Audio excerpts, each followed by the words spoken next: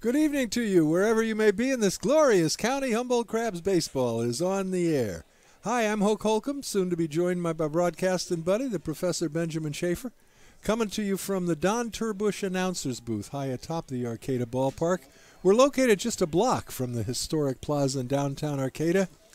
And tonight, well, let's start hauling out the old cliches. Parting is sweet sorrow, and this is the final series of the season. The Humboldt Crabs with 3 games against the Auburn Wildcats. And once Benjamin comes, he will share with you his unbelievable impersonation of a Wildcat.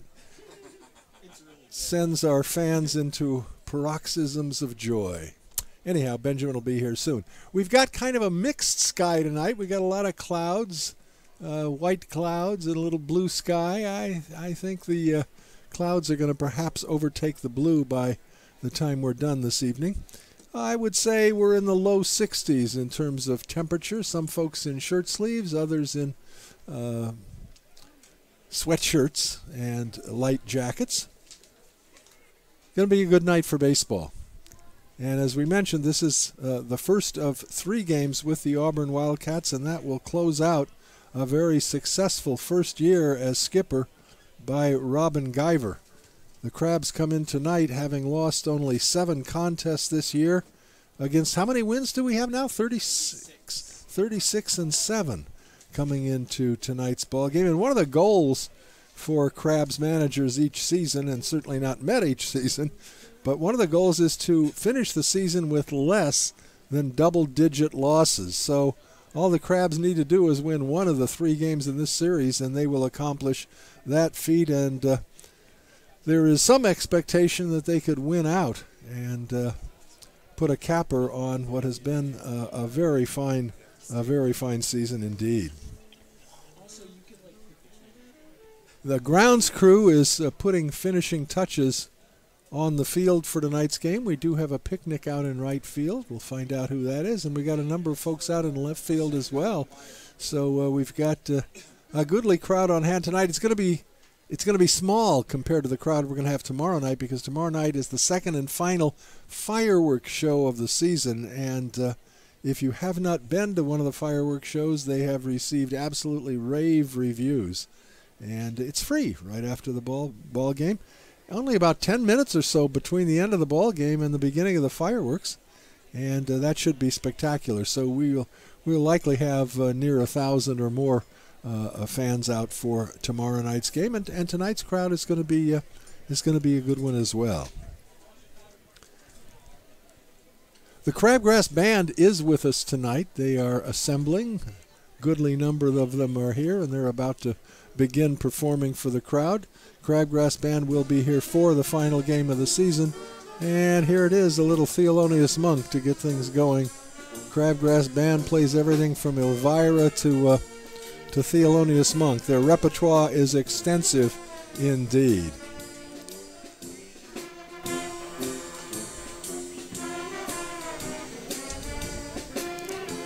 Want to begin to thank some of the people who make Crabs baseball possible, and certainly at the very top of that list, I want to begin to thank, I think we've mentioned it once before, but I want to thank all the parents, mothers, fathers, grandparents, girlfriends, who have allowed their sons and significant others to come up here to Arcata, California, and be part of the incredible tradition that the Humboldt Crabs bring to the game of baseball.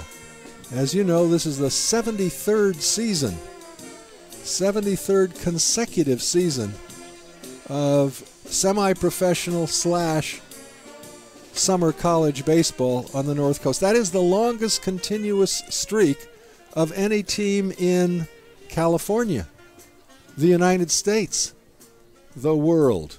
That's right. The Crabs are the oldest continuously operating semi-pro / summer college team in the entire world, and each season is a new treat. Each season brings some wonderful new young men up to participate in Humboldt Crabs baseball, and by golly, this year we have enjoyed the heck out of this group of young men who have provided so many exciting moments, so much great baseball, and just a great group of guys. And so again, thanks to the parents for letting your sons come up here and entertain us for this summer. Also want to thank the people who serve on the Crabs Board of Directors.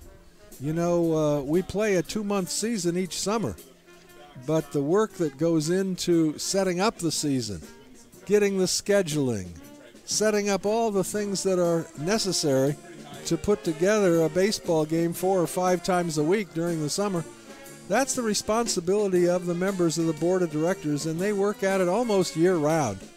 And their efforts are evident in the experience that fans have coming to the Arcata ballpark. And I don't know if they have reviews like they have on restaurants and hotels, but if there was a review for an exciting, entertaining activity on the North Coast, the Humboldt Crabs would certainly be on the very top of that list.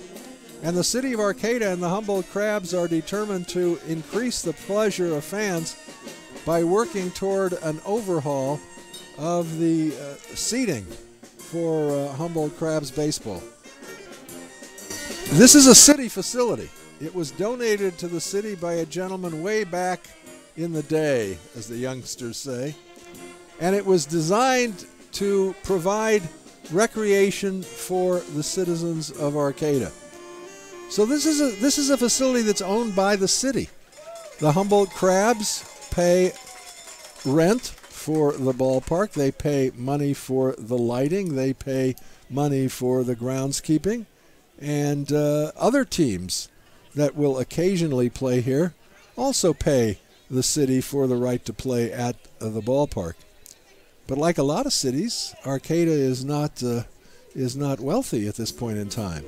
And so the attempt to redo this ballpark will involve a consortium of the Humboldt Crabs, the city of Arcata, and who knows, perhaps a sugar daddy or a sugar mommy will come forward and say, sure, I got $250,000. I'd be happy to donate to the city. I've been looking for something to put my money toward. But barring that, it's going to take a loan, and the city and the Crabs are working on that right now. The hope is that by the 2019 season, we will be entering a very different ballpark. But as the old saying goes, time will tell. The men in black, the umpires, are out meeting with the skippers of the Auburn Wildcats and Robin Guyver of the Humboldt Crabs. They're exchanging lineup cards, and we're going to be ready to go in a few minutes. Let's go back to the studio so we can thank some of the people who help keep the Crabs on the field and on the air. You're listening to Crabs Baseball, KGOE 1480, Arcata, Eureka.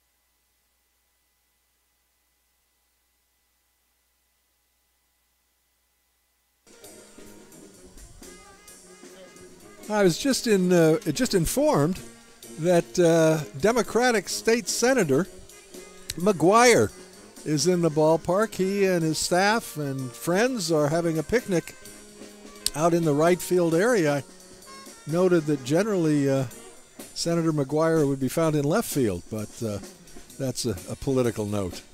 All right, let me give you the lineups for the visiting Auburn Wildcats. And I got to tell you, I got to be honest with you, we don't have any information. I mean, nada. In terms of their roster, their statistics, their vital statistics. We don't know anything about these guys. We went on the website and there's nothing there. So we've got some names, and that's about it. So I'm going to give you the names. Leading off at shortstop will be Dylan McPhillips. Hitting second at second base, Sam Lee Curtis.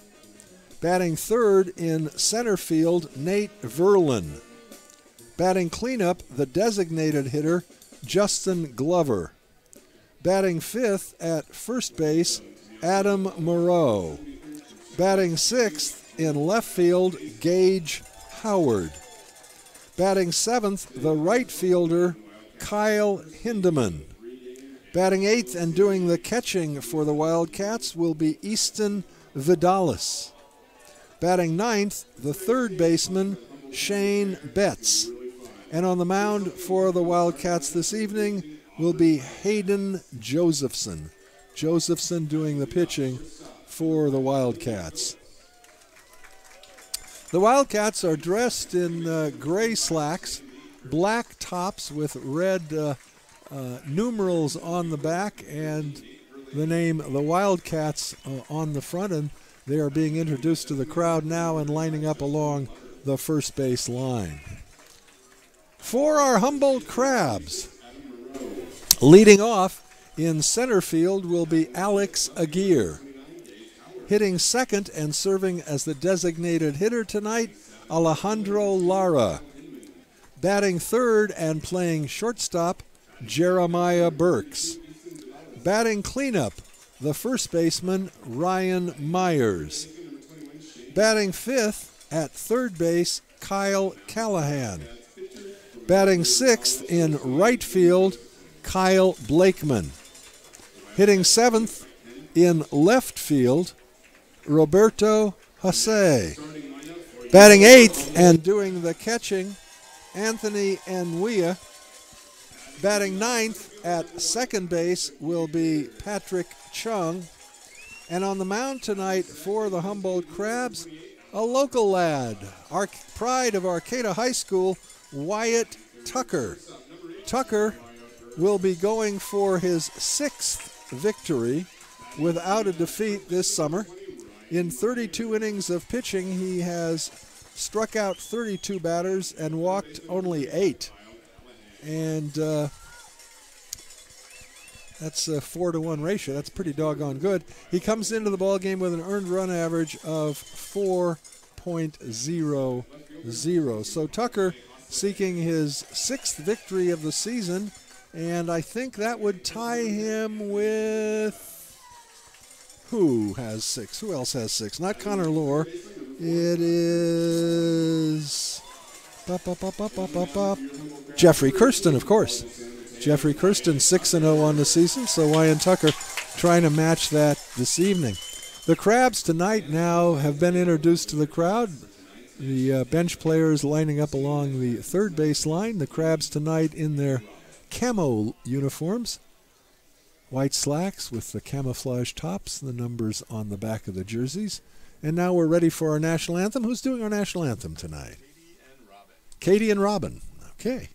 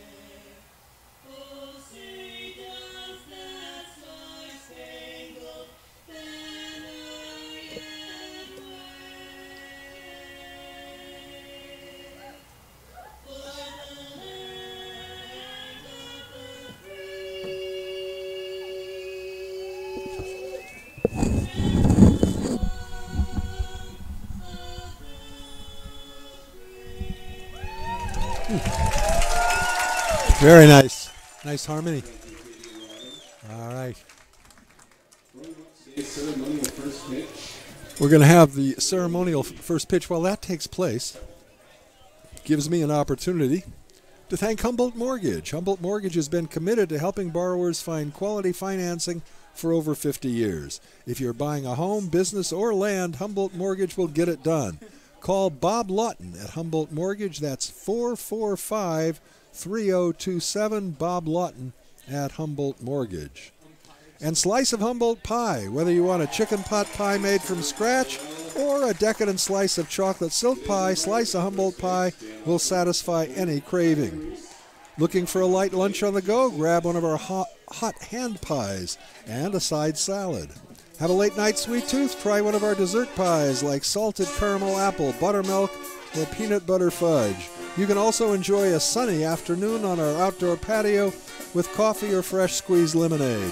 We're open every day, and Crabs fans and players get 10% off on Mondays just by wearing their Crabs gear. Slice of Humboldt Pie is located just off the Arcata Plaza at 828 I Street at Bittersweet. Order a pie online. That's Slice of Humboldt Pie. And boy, is it yummy. All right, Wyatt Tucker taking his warm-up pitches. Big right-hander from Arcata High School. And he will be pitching this evening to Anthony Nwia. Let me set the Crabs up for you defensively. It'll be Ryan Myers at first base, Patrick Chung, the second baseman. Jeremiah Burks is at short. Kyle Callahan, the third baseman. Roberto Jose in left. Alex Aguirre in center. And Kyle Blakeman in right field.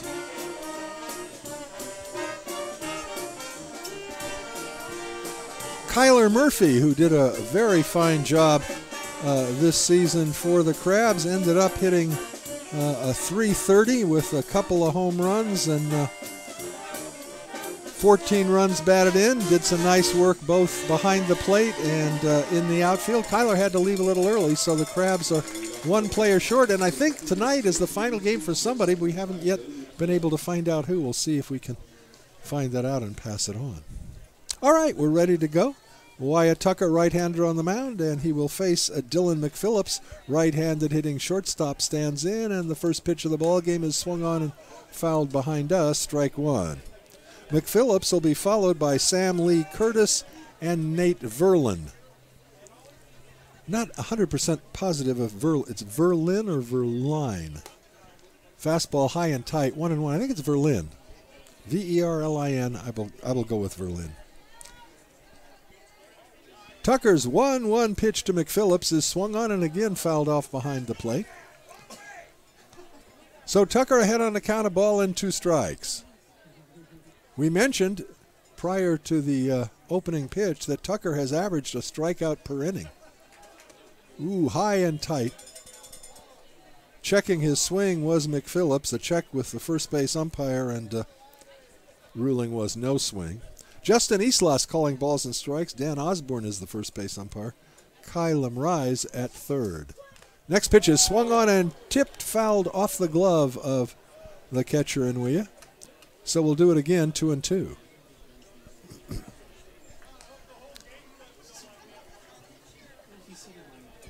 All right, 2 balls and 2 strikes to McPhillips, leading off the ball game for the visiting Auburn Wildcats.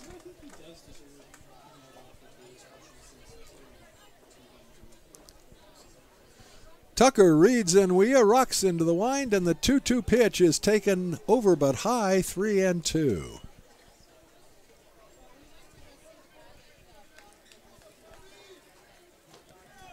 The payoff offering. High pop-up on the infield. It'll be the first baseman, Alejandro Lara, coming in under it and making the grab for the first out.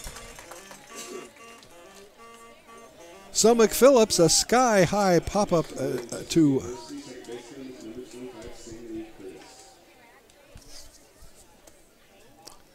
Myers. I said Alejandro Lara, excuse me. That's Myers at first base. Lara is serving as the DH in tonight's ball game. So McPhillips pops to Myers, one down, and here is the second baseman, Sam Lee Curtis, right-handed hitter, slight of build, and the first pitch to him is a curveball that is a little bit low, 1-0. Folks still coming into the park. We're going to have a nice crowd tonight. Only 2 more games after this one. The 1-0 pitch, right in there for a called strike. Fastball, and it's 1-1.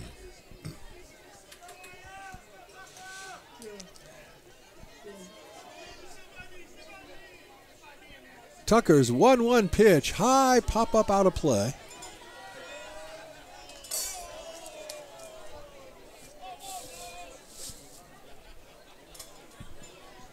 A ball and 2 strikes to Sam Lee Curtis. Right-hander versus right-hander. Tucker comes to the plate. Curveball is grounded right back to him off his glove. Shortstop Burks has got it barehanded, but his throw to first is not going to be in time, and that'll be an infield single for Curtis. Hot shot off the glove of the pitcher Tucker, and by the time Burks was able to make the play and throw to first, Curtis had crossed the bag. A first hit of the ball game, an infield single. And with 1 out, that'll bring up the center fielder, left-handed hitting Nate Verlin.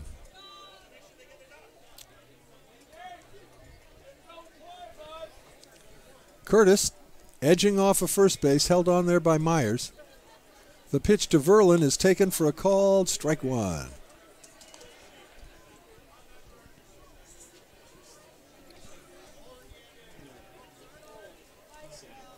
Oh, and 1 the count. The next pitch is hit high to center field. Back to the warning track is the center fielder, and at the wall, making the catch is Aguirre for the second out. Throw back to first base, and not quite in time for the double play. Myers couldn't get the throw on the bounce, as Curtis was very late in getting back, and he's lucky to make it. So Verlin, a long shot to his counterpart in center, Alex Aguirre, and they almost doubled Curtis off of first base. With 2 down, it'll bring up the left-handed hitting designated hitter, Justin Glover. Curtis a decent lead at first. The pitch to Glover, swung on and missed. Got him to chase a pitch that was outside. It's 0-1.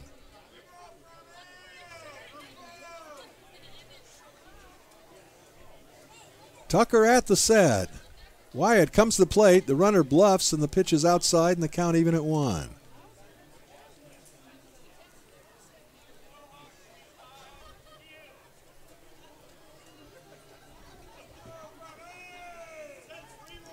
Tucker at the belt, and he goes to first base. Back on his hands is Curtis, although it was not really close. No wind at all tonight. Flag limply hanging in center field. The next pitch is waved out and missed. Fastball. And Tucker ahead on the count now. A ball and 2 strikes to the cleanup hitter Glover.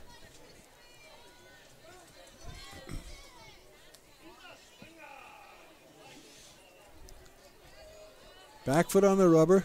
Tucker is set at the belt. The 1-2 pitch. Runner goes. The pitch is swung on and missed. No need to throw. That's the 3rd out of the inning. So Glover down on strikes for the Wildcats in the first inning. No runs. There was a hit. No errors and 1 left. And at the end of half an inning, it's the Wildcats nothing and the Crabs coming to bat. You listen to Crabs Baseball, KGOE 1480, Arcadia, Rico.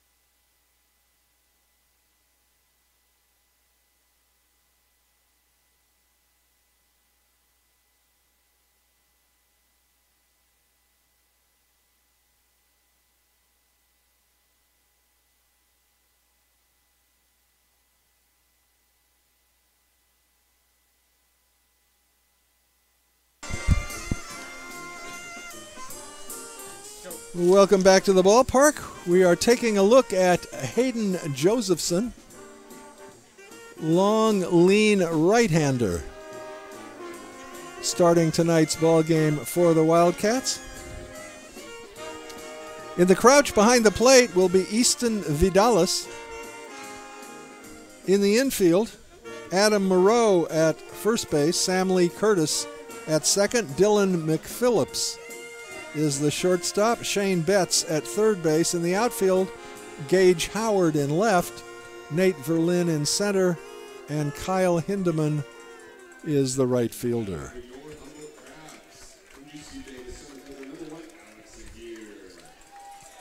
Alex Aguirre to lead it off for the Crabs. Alex comes into tonight's ball game hitting .314. Right-handed hitter facing the right-hander Hayden Josephson.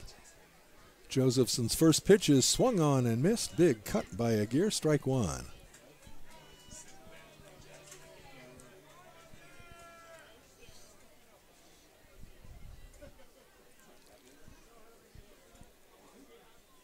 The 0-1. Long shot to left field. The left fielder going back to the wall. It is foul. A long strike. It wasn't fouled by that much.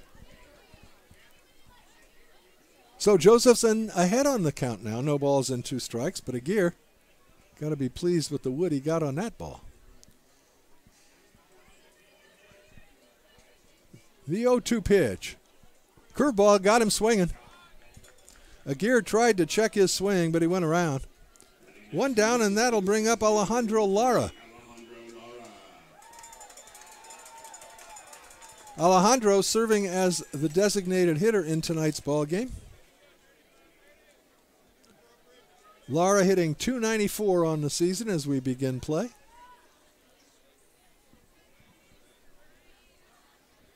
Right-hander on the mound, right-hander at the batter's box.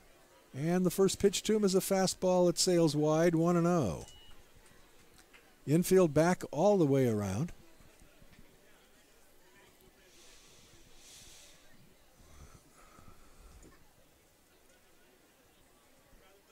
The 1-0 pitch. Swing and a miss, an off-speed pitch. And the count even at 1-1 on Lara, tonight's designated hitter for the Crabs.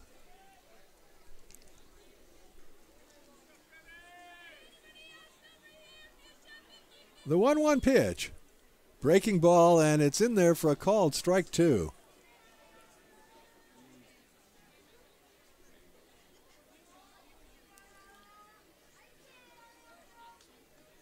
Josephson, 1-2 pitch. Fastball in the dirt. The count even at 2. Still got lines of folks coming into the ballpark tonight.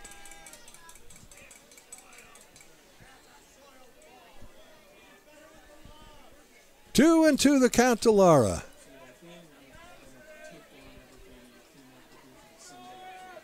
The 2-2 pitch. Swing and a miss. Got him. So 2 consecutive strikeouts for Hayden Josephson. Lara down on strikes, and that'll bring up Jeremiah Burks. Josephson, a lot more deliberate worker than is Wyatt Tucker. He takes his time, and that's without anybody on base. Usually a pitcher a little more deliberate when there are runners on. Jeremiah, right-handed hitter, and the first pitch to him is taken in the dirt, 1 ball and no strikes. Burks comes into the ball game hitting .354. That's second on the club to the man in the on-deck area, Ryan Myers. Burks with 4 home runs and 29 driven across. The 1-0 pitch. High fly ball into center field and deep. Center fielder back to the warning track. He's on the warning track. He leaps up and makes the catch at the fence for the 3rd out. So Burks, a long fly to left, but to no avail, and the Crabs come up empty in the first inning, nothing across, and at the end of an inning complete, we're scoreless. You're listening to Crabs Baseball on KGOE 1480, Arcata, Eureka.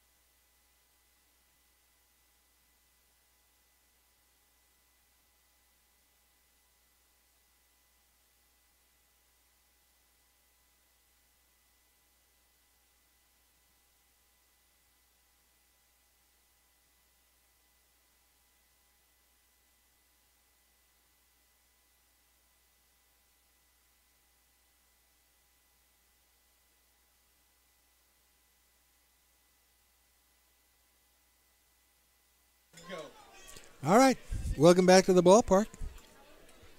It'll be Adam Moreau, Gage Howard, and Kyle Hindeman to face Wyatt Tucker in the top of the second inning. So the opponents bring a guy named Kyle into the ballpark. This year the Crabs have been the Kyles. And we just lost our Kyler. Here's Moreau, left-handed hitting first baseman. Third consecutive southpaw swinger, and he takes a fastball wide, 1-0.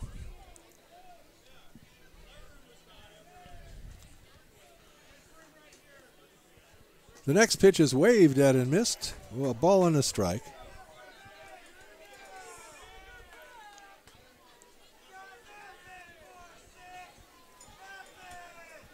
One and one the count to Moreau. The next pitch is hit in the air down the left field line in foul territory out of play. It's a ball and 2 strikes.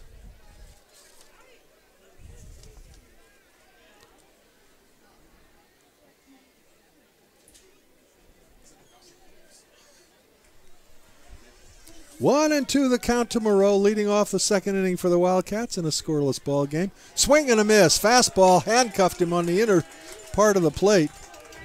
Second strikeout for Wyatt Tucker. And that'll bring up Gage Howard. Another left-handed hitter. Howard, left-handed hitting left fielder.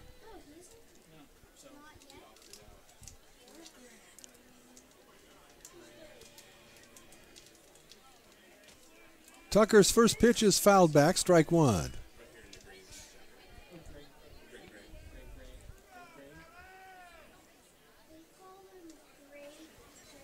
New ball put in play.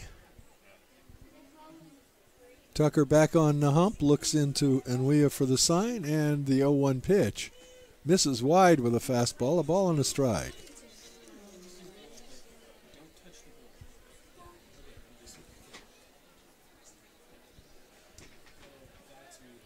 Tucker's 1-1 offering, over but low, 2 balls and a strike. The only hit of the ball game, a sharp ground ball off the glove of Wyatt Tucker. An infield single in the first. Swing and a miss, fastball, and Howard simply could not catch up with Tucker's heater, and the count goes to 2-2.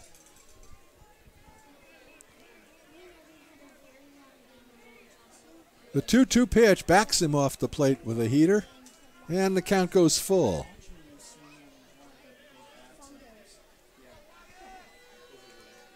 The 3-2 got him swinging. High, hard one. Third consecutive strikeout for Wyatt Tucker. There are 2 down in the second inning, and that'll bring up Kyle Hindeman. Hindeman, right-handed hitting right fielder.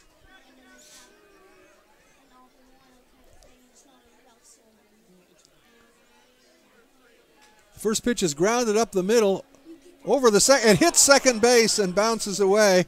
Burks was coming over to field it, but it bounced off the bag, and an infield single, a 2-out hit for Hindeman.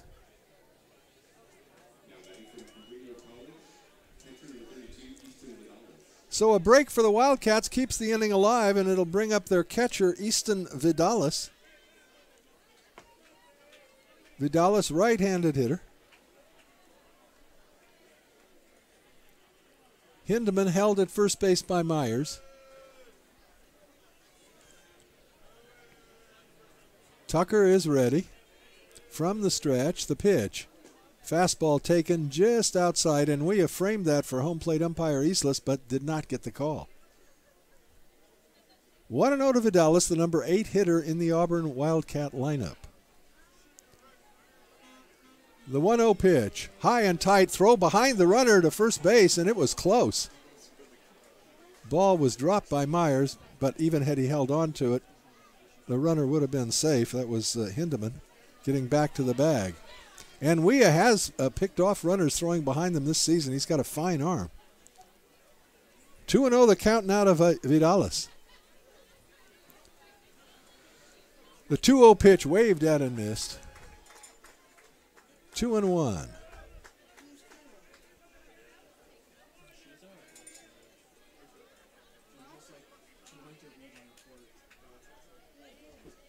Tucker at the set, comes to the plate. Again, a throw behind the runner, and again, back safely is Hindeman.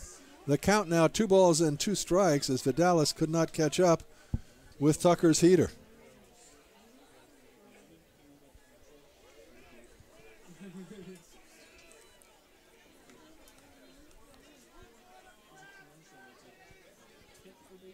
From the set.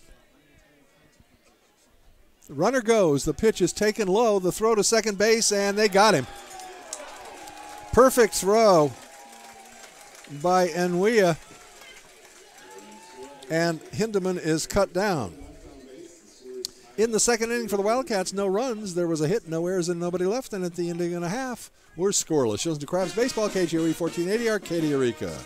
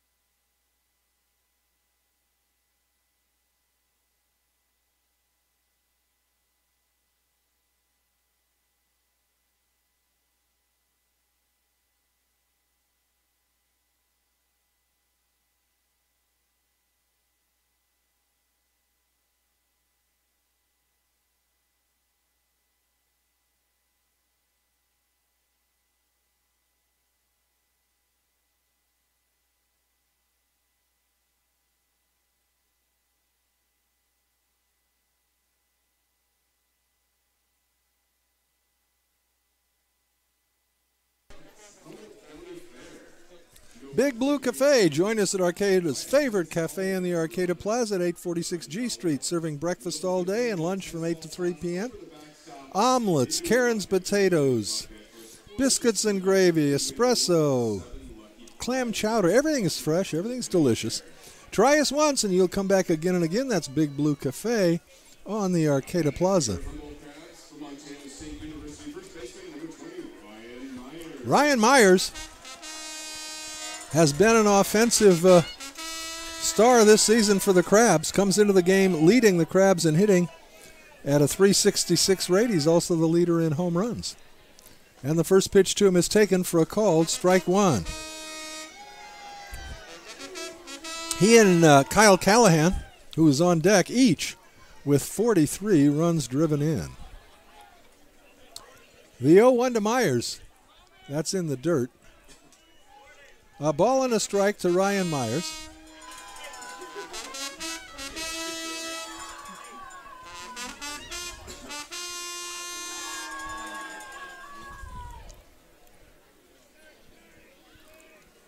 Josephson's 1-1 pitch. Myers swings and hits it hard into center field. The center fielder going over. He's not going to get it. It's going to go to the wall. Myers rounds first and heads to second. He will pull in with a stand-up double, the first hit of the ball game for the Crabs.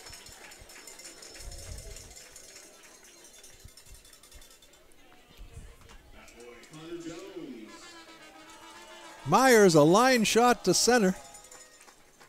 To start off the Crabs' second inning, they got a runner in scoring position with nobody out, and that'll bring up Kyle Callahan. Kyle hitting .339 on the season. 6 home runs, and as was the case with Myers, 43 driven across. That middle order, Burks, Myers, and Callahan, and then Blakeman. Oh, my goodness. The Crabs as a team are hitting .310. Curveball is taken high for a ball, 1-0.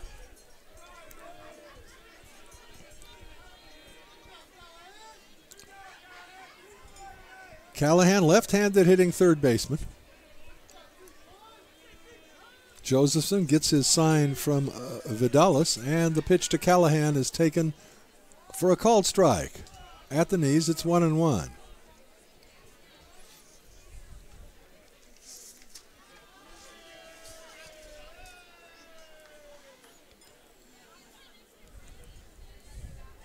Josephson very deliberate. Now he's ready. The 1-1 to Callahan almost hit him. Breaking ball inside 2-1.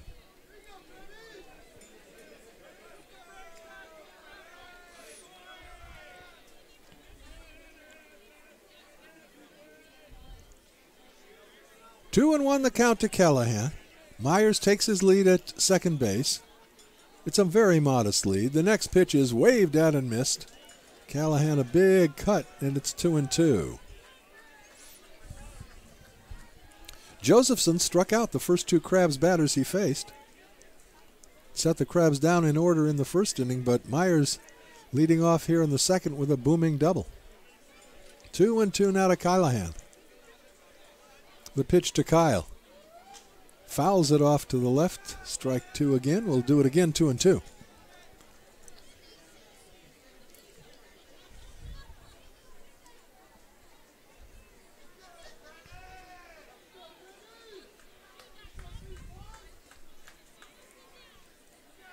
Two and two to Callahan. Josephson is set. And the 2-2 pitch. Misses outside, the count goes full. Blakeman taking his practice swings in the on-deck area.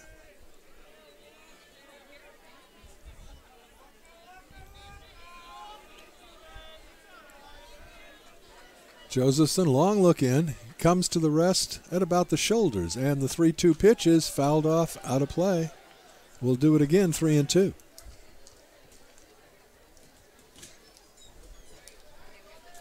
Thank you.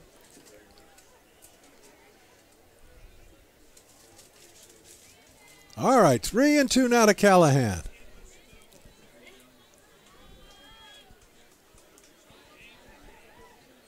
Josephson now set. The 3-2 pitch. Breaking ball is grounded down to the first baseman. He's got it, and he'll step on the bag on the play. Myers moves to third. So it is, as they say, a productive out. Myers now 90 feet from the plate. He can score on a ground out, perhaps, or a fly ball. And that'll bring up Kyle Blakeman. Blakeman hitting .301, 2 home runs, 31 driven across. Crabs trying to draw first blood here in the bottom of the second inning of a scoreless tie. Myers at third, 1 down. Corner infielders are in. Ground ball to the third baseman. He bobbles it, picks it up, throws to first, to the first baseman who tags. Blakeman coming by. However, on the play, Myers scores and the Crabs lead 1-0. So credit Blakeman with an RBI. 2 down now, the base is empty. And that'll bring up Roberto Jose. Had Betts been able to field that ball cleanly, I think he'd have had a good shot at getting Myers coming to the plate, because Myers had broken for the plate. And they'd have had him with a good fielding job by Betts. But when he bobbled it, at least he stayed with it to get Blakeman at first. The pitch to Jose is grounded down to the third baseman and bounces off his chest.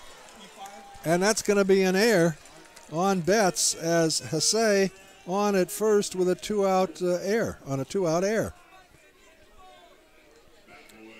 So the third baseman, Betts, has had difficulty on the last 2 balls hit to him. 2 consecutive grounders. The first one he was able to recover and throw the runner out, but it did allow the run to score. And here just made a miscue, and Jose out at first with 2 down, and here is Anthony Enwia. Right-hander versus right-hander. The pitch to Enwia is grounded foul over by the third base coach. Strike 1.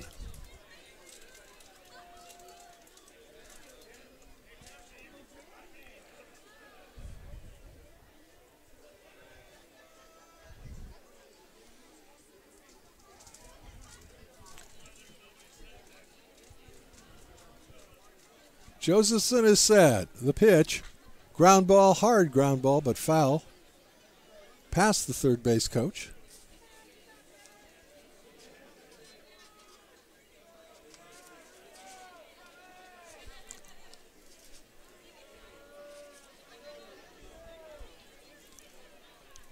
0-2 the count now to Enwea. Keeping Brad Morgan at third base, the third base coach, busy over there. The 0-2 pitch, fastball away. 1 ball and 2 strikes.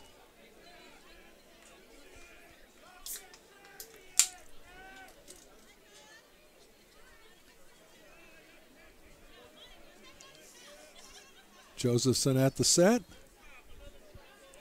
The 1-2 to Enwea outside. The throw to second base is into center field, but no further advance by Jose. Credit Roberto with a stolen base. That throw was absolutely unnecessary. The catcher, Vidalis, did not field the ball cleanly, and by the time he threw to second base, Roberto Jose was there making himself a sandwich. And the Wildcats were fortunate that Jose was not able to advance further. So no error on the play. A stolen base for Roberto. The count now at 2-2. And Jose in scoring position at second with 2 down.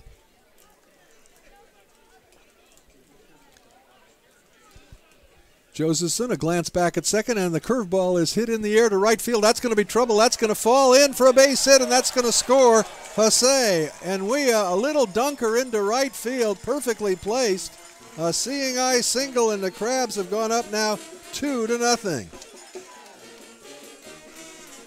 A big 2-out RBI for Anthony Enwea. Little opposite field bloop single into right.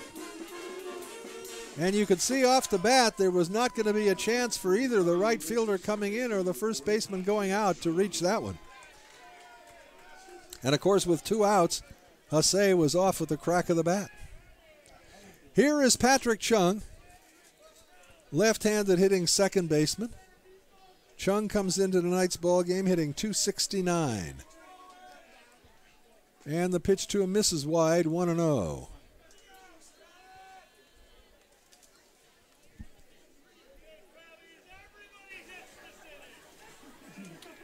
1-0 to Chung. The pitch. High chopper to the second baseman. He's got it. Throws to first in time to retire Chung and the Crabs in the second inning. However, they came up with a pair of runs on 2 hits. There was an error and 1 left, and at the end of 2 complete. It's the Crabs 2 and the Wildcats nothing. You're listening to Crabs Baseball on KGOE 1480 Arcadia Rica.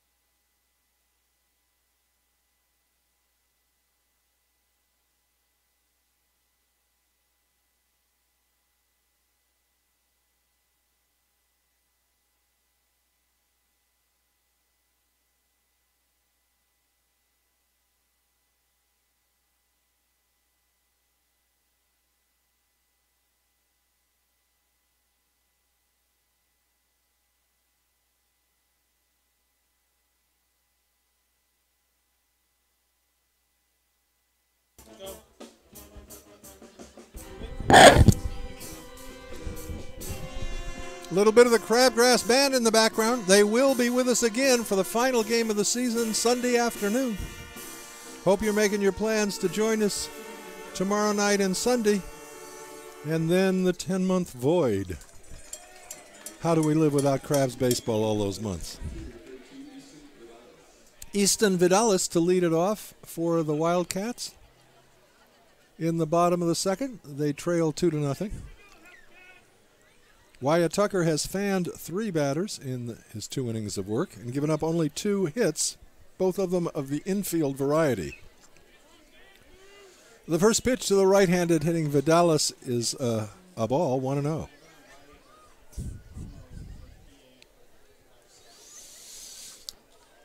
Pitch is fouled back onto the screen, a ball and a strike. Believe it or not, we've still got some folks coming into the ball game as we go into the top of the 3rd inning. 1-1 to Vidalis. Tucker's fastball rides high, 2-1.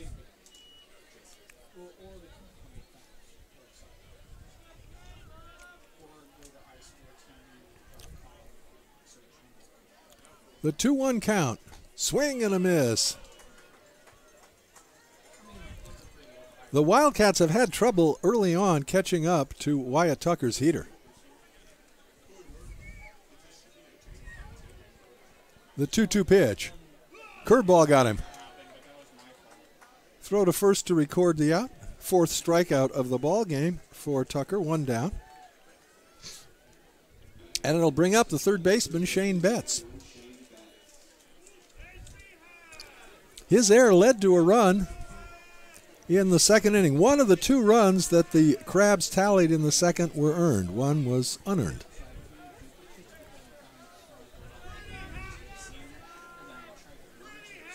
Betts, the number 9 hitter in the order, and the first pitch is fouled back, strike 1.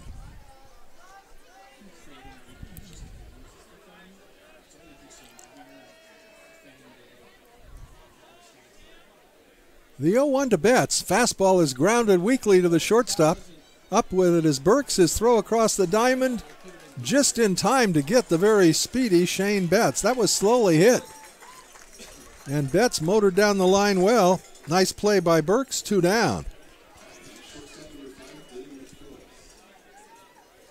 We go to the top of the order, and Dylan McPhillips, who started out the ball game by popping up to Ryan Myers at first base.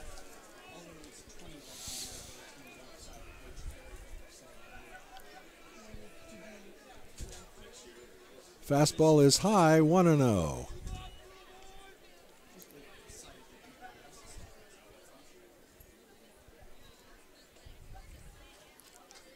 High fly ball into left field and deep. The left fielder going back. He looks up, and it is out of here. A home run for Dylan McPhillips to make it a 2-1 ball game.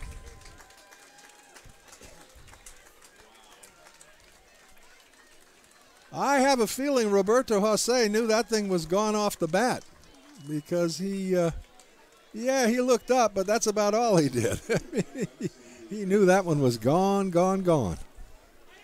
So a 2-out home run, and that'll bring up Sam Lee Curtis, who had an infield single off Wyatt Tucker's glove in the first inning and did not advance. Curveball taken for a called strike 1.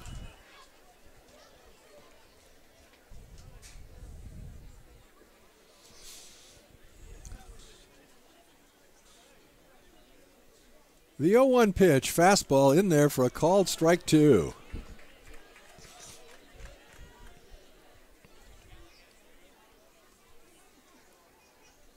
Tucker ahead of Curtis, no balls and 2 strikes. That one's in the dirt, a ball and 2 strikes. Bases are empty, 2 gone, a run across for the Wildcats to make it a 2-1 Crab lead. Tucker's 1-2 pitch. Hit hard and deep to left, but that one is going to be foul. Good wood again, but a little bit out in front of it. So we'll do it again, a ball and 2 strikes after that long foul ball.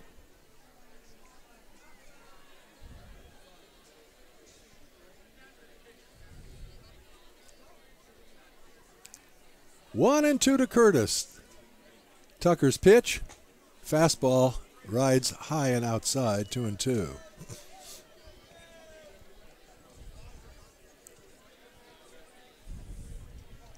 Right-hander versus right-hander. Tucker comes home 2-2.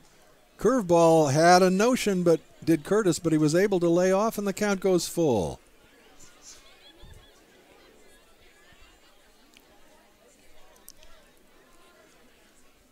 The 3-2.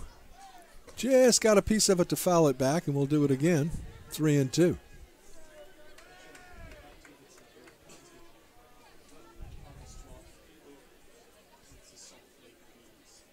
I think he broke a bat on that one and goes and gets a new piece of lumber.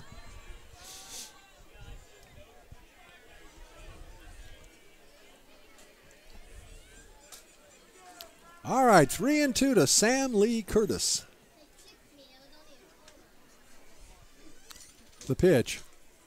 Pop up into shallow right field. Right fielder coming in. Blakeman in foul ground. Reaches out and cannot make the catch. Had a long way to go.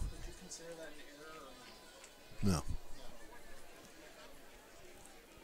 Got a glove on it but couldn't reel it in.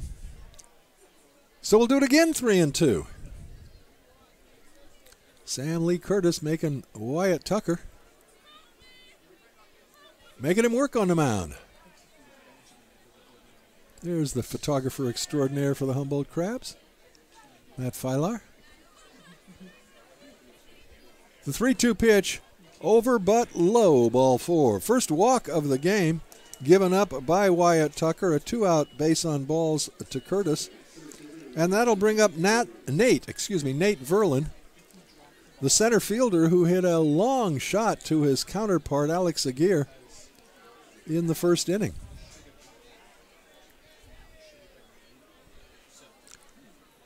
Curtis takes his lead at first, held on there by Myers. Pitch is swung on and missed. 0-1 to Verlin.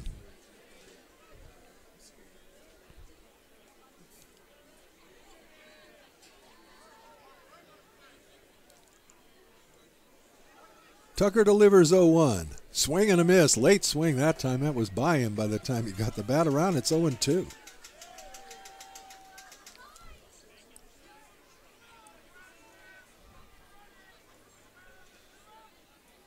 The 0-2 pitch. High and outside. A ball and 2 strikes.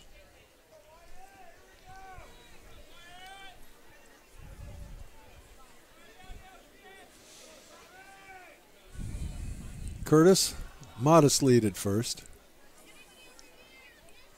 The 1-2 pitch, ground ball foul past the first base coach.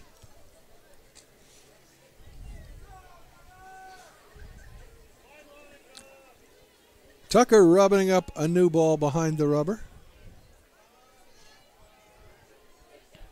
Now his back foot on the rubber and he looks into Enwea for the sign.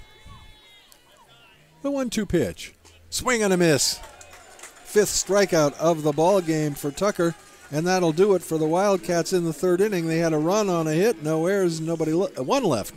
And at the end of 2.5, it's the Crabs 2 and the Wildcats 1. You're listening to Crabs Baseball, KGOE 1480, Arcadia, Eureka.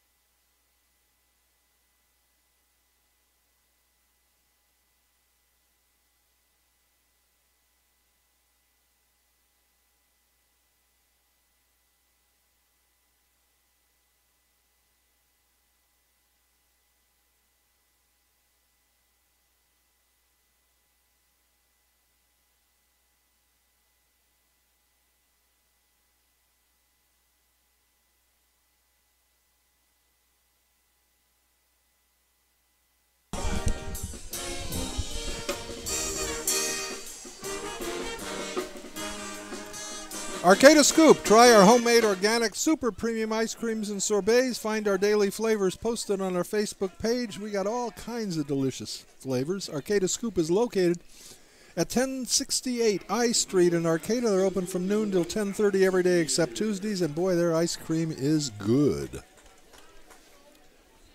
Bottom of the 3rd, top of the order for the Crabs. Alex Aguirre was a strikeout victim in the first.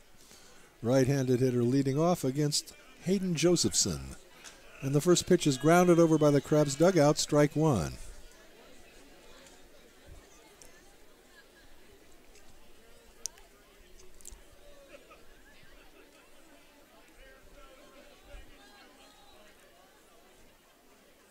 Josephson comes to the plate 0-1 and a high pop-up, foul ground.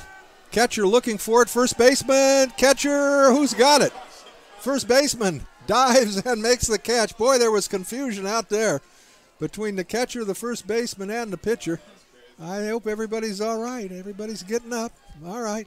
Nice job by Moreau to ultimately see that he was going to get it or no one was going to get it.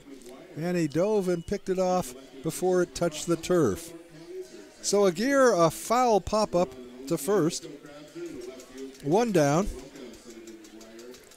And that'll bring up Alejandro Lara, the right-handed hitting designated hitter. Alejandro also a strikeout victim in the first inning.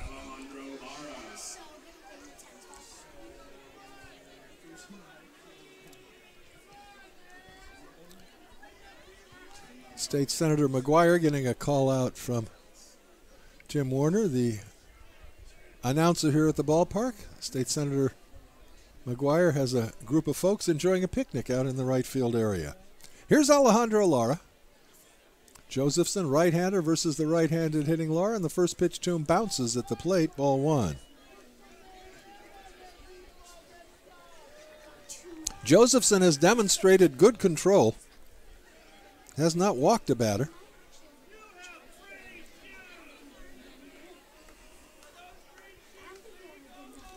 The 1-0 pitch. Line drive into left center field. That's going to be in there for a base hit and maybe more. Over to cut it off is the left fielder, Howard, racing towards second base. The throw in is not going to be in time. Sliding into second with a double is Alejandro Lara.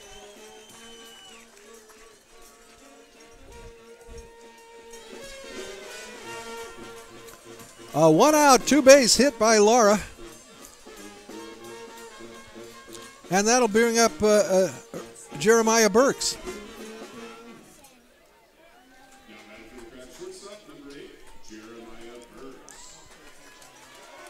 Burks sent a deep fly to center in his first at-bat. He's played some center field for the Crabs himself, but today Jeremiah is the shortstop in the Humboldt lineup. And he takes a breaking pitch well outside, 1-0.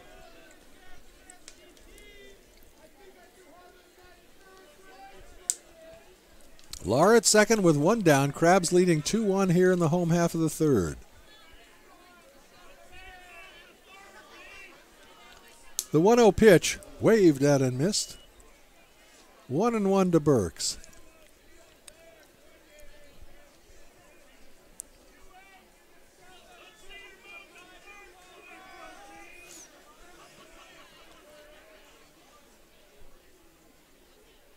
Breaking ball, that's low. Good block by the catcher Vidalis, and the count is 2-1.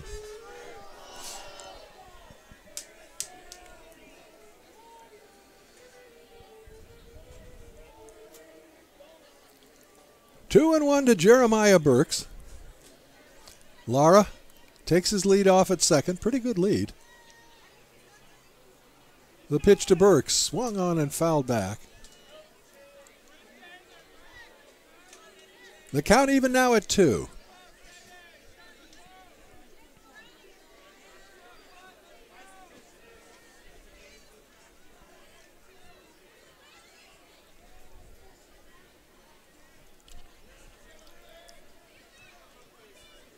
Josephson comes to the rest. Bluffs Lara back to second, but no throw. Lights starting to flicker on now.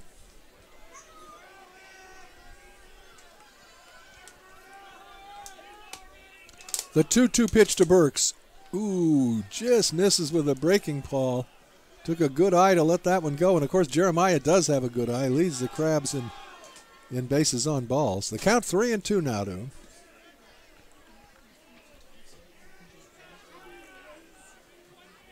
The payoff pitch to Burks. Fastball swung on and missed. Burks down on strikes. That is the third strikeout of the ball game for Josephson. And with 2 down, it'll be up to Ryan Myers to see if he can bring across Lara.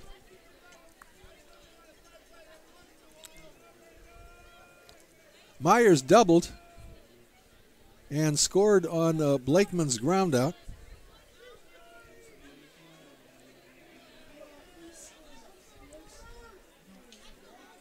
Right-hander versus right-hander.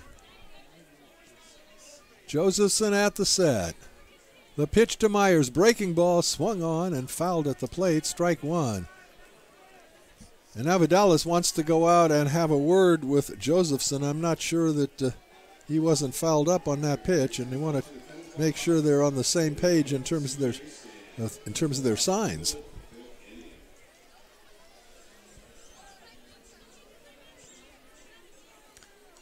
New ball put in play now.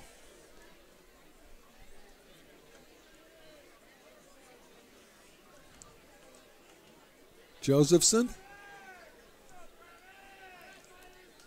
looks into Vidalis for the sign. Kicks and deals. Fastball, a nice block by Vidalis.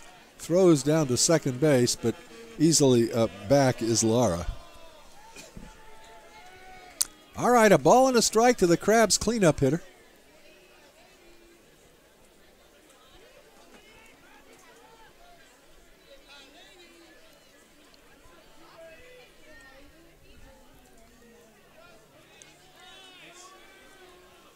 The 1-1 pitch.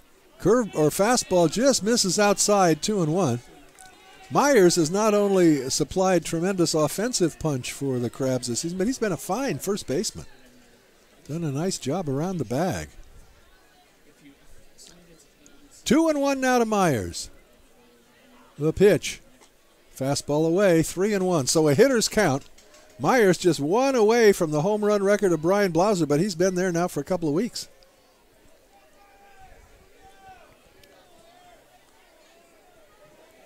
Here's the pitch, 3-1. Here comes. Misses wide with a fastball. That is the first free pass issued by Josephson.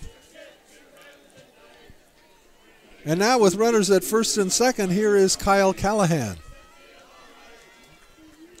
Callahan had a heck of a night on Wednesday against the San Francisco Seals.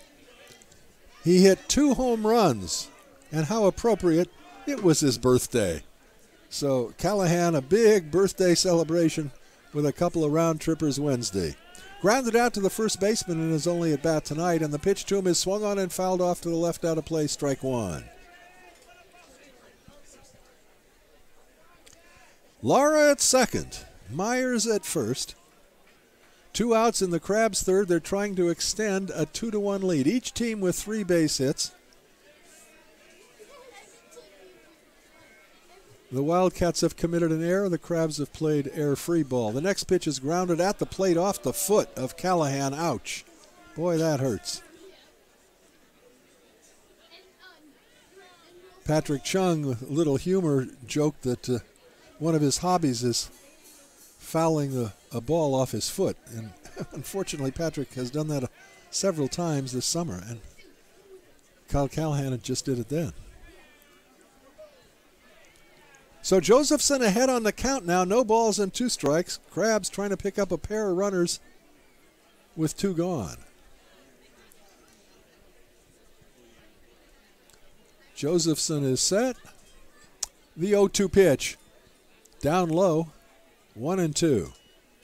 And again, Vidalis going to go out to have a word with Josephson. So they're having some difficulties maybe with the signs.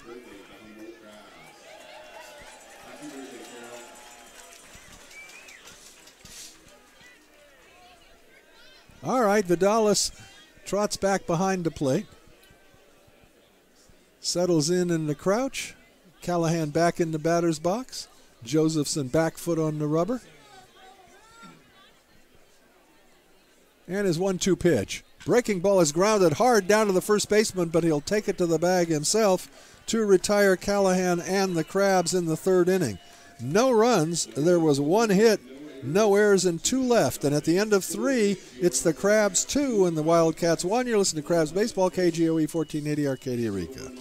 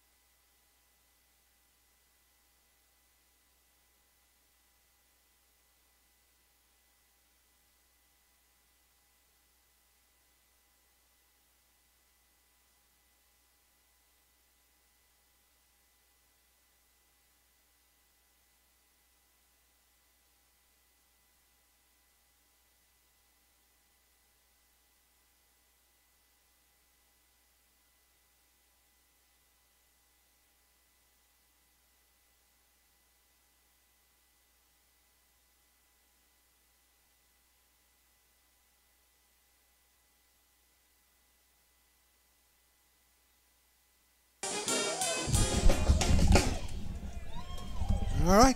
Catch a little of the Crabgrass Band in the background. You know, Harper Motors has been serving the North Coast for more than 100 years. Check out all the latest models, new and used, like the new F-150 truck and the 2017 C-Max Energy compact car that gets 88 miles to the gallon. Look for the Carousel 2 miles north of Eureka or visit us online at harpermotors.com. They're donating $50 every Crab home run to District 26 Little League. Justin Glover, left-handed hitting, designated hitting to lead off the fourth inning against Wyatt Tucker. He was a strikeout victim in his first at bat, and he fouls that one back, strike one. Interesting cloud patterns tonight. And a gorgeous night at the ballpark. A little cooler than usual for an early August afternoon or early evening. Long fly ball to right field, but it's going to stay in the park. Blakeman at the warning track, in front of the warning track to gather it in for the first out. So Glover, I thought he'd hit it a little harder, but he got under it a ways, and it was just a routine fly, one down, and that'll bring up Adam Moreau.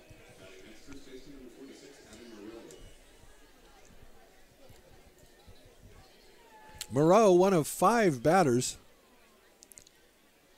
to go down by via the strikeout route this evening from Wyatt Tucker. Tries to hold up, and he takes and he goes around, strike one.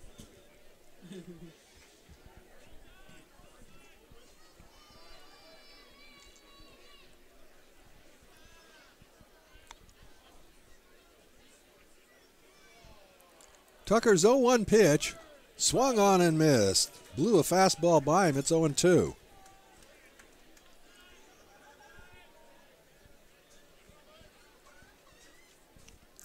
And the 0-2 to Moreau. Swing and a miss. 6 strikeouts now for Wyatt Tucker. That'll bring up Gage Howard. Howard, a strikeout victim in the second inning.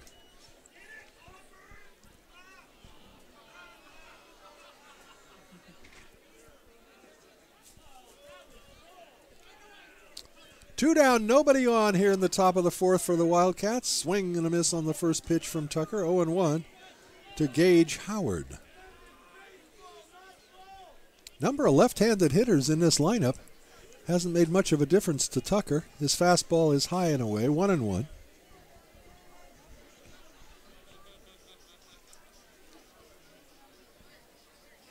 Fouled back onto the screen. A ball and 2 strikes to Howard.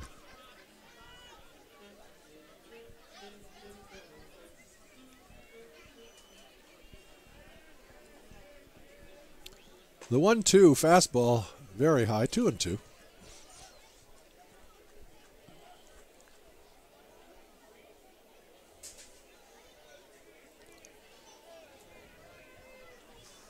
Two balls and 2 strikes to Gage Howard. He steps back into the batter's box, and Wyatt Tucker ready. The 2-2 pitch, swing and a miss. Strikeout number 7. The Wildcats down in order in the fourth inning, and at the end of 3.5, the score remains Crabs 2, Wildcats 1. You're listening to Crabs Baseball, KGOE 1480 Arcadia, Eureka.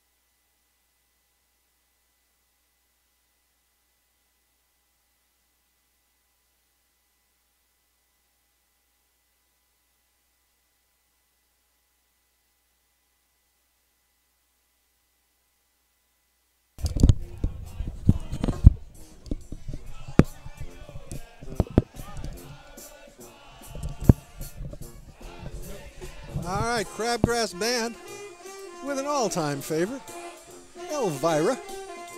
As we head into the bottom of the fourth inning, Crabs with a 2-1 lead. They'll send up Kyle Blakeman, Roberto Jose, and Anthony Nguia.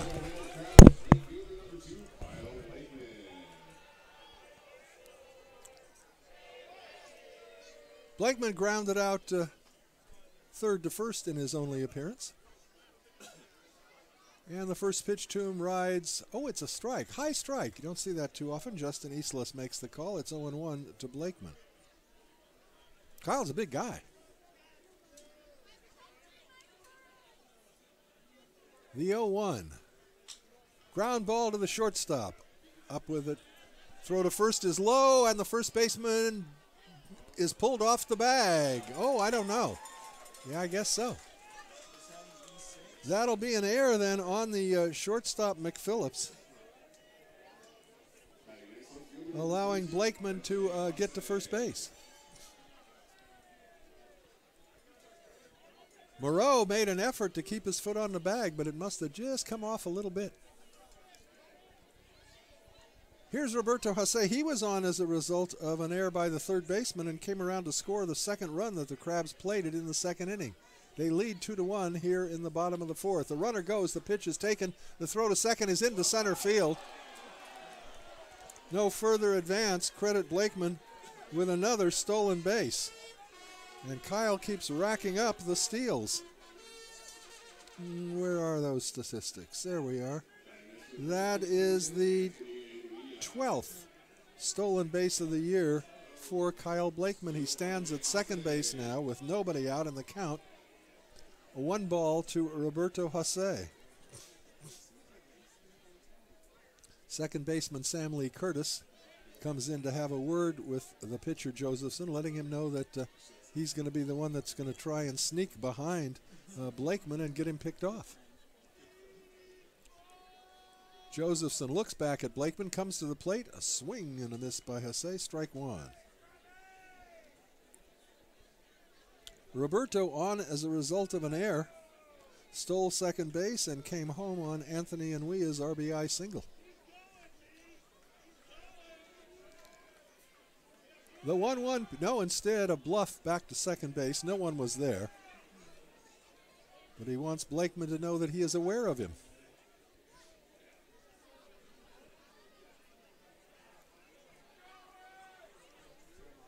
One and one to Roberto. The pitch. Fouled off to the right and out of play. It's a ball and 2 strikes.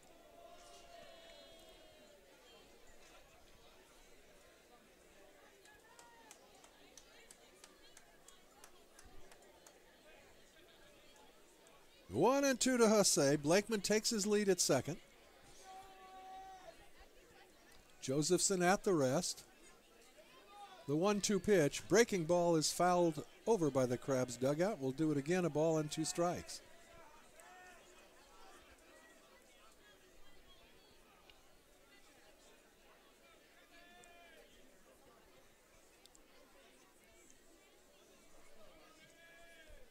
One and two to Jose. Josephson at the belt. Actually at the shoulders. And the pitch is a curveball. Got him swinging. So Jose down on strikes. That is the 4th strikeout of the evening for Josephson. And that'll bring up Anthony Nguia.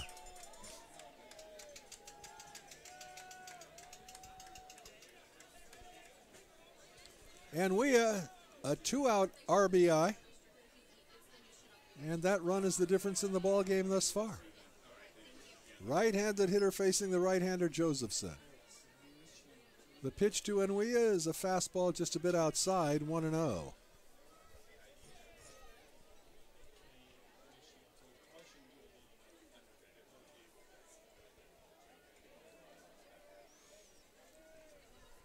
One and 0 to Nguia. The pitch. Ground ball to the shortstop.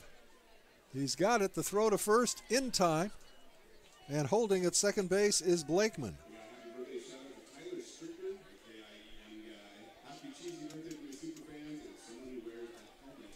So it'll take a base hit now to plate Blakeman from second base. Patrick Chung left-handed hitting second baseman grounded out to his counterpart to end the second inning.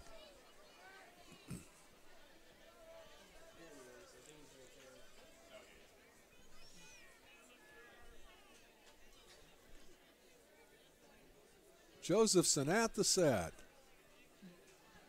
The pitch.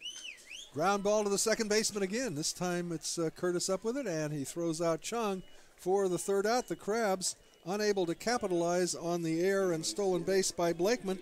And at the end of 4, the score remains. The Crabs 2 and the Wildcats 1. You're listening to Crabs Baseball, KGOE 1480, Arcadia, Eureka.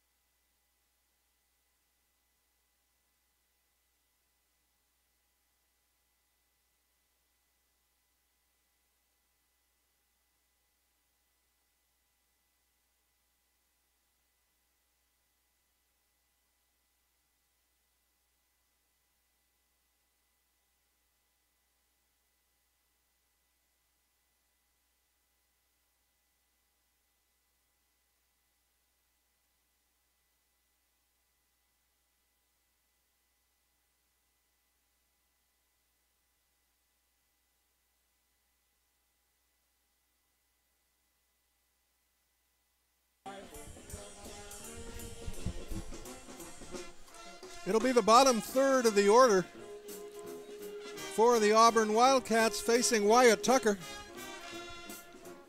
You know, it's a common thing to say Tucker's only made one mistake tonight, and that one was hit out of the park by Dylan McPhillips. But the truth of the matter is, pitchers make more than one mistake. Fact is, the hitters don't always hit the mistakes, but Dylan McPhillips hit that one, and not much doubt about it, to close the gap to 2-1, and that's where we are now as we head into the top of the 5th inning. Each team with 3 hits. Crabs have played air-free ball, a couple of miscues by the Wildcats. One of the 2 Crabs runs is unearned. That's the one that has put them ahead in the ball game. And the first pitch is fouled back by Kyle Hindeman. Hindeman hit a slow grounder to the shortstop Burks and was able to beat it out for an infield single. So 2 of the 3 hits for the Auburn Wildcats were infield variety singles. The other one was a home run over the left field wall. Next pitch rides high and the count even at a ball and a strike. Tucker has fanned 7, walked but 1. That pitch is fouled off out of play, and the count now 1-2. Tucker has been ahead of the hitters consistently in the ball game. And here's his 1-2. Inside with a heater, 2-2.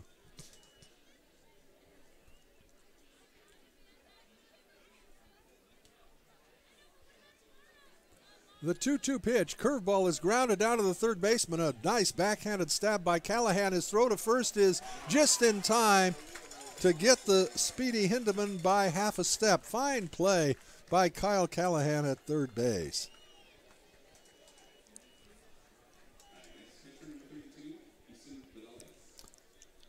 The catcher, Easton Vidali, big right-handed hitter, stands in. Vidali, a strikeout victim in his only at-bat in the ball game. Tucker's first pitch is hit hard but foul, well foul. Late getting around on the fastball, and the count is 0-1.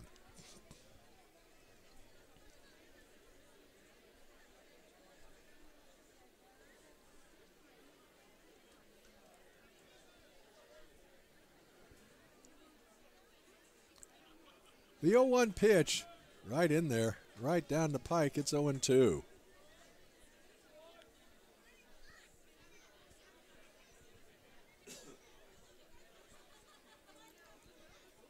Tucker comes home 0-2. Got him swinging. Fastball. Blew it by him. 8th strikeout for Wyatt Tucker.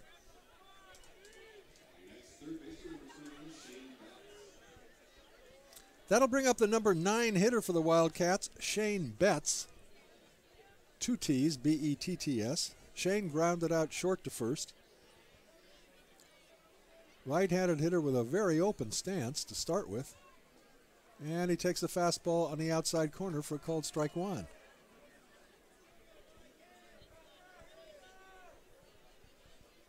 The 0-1 pitch, Heater gets him swinging. It's 0-2.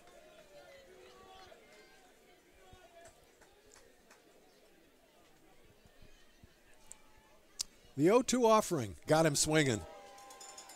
So Wyatt Tucker has been most impressive through 5 innings. At the end of 4.5, the score remains Crabs 2, Wildcats 1. You're listening to Crabs Baseball, KGOE 1480, Arcadia, Eureka.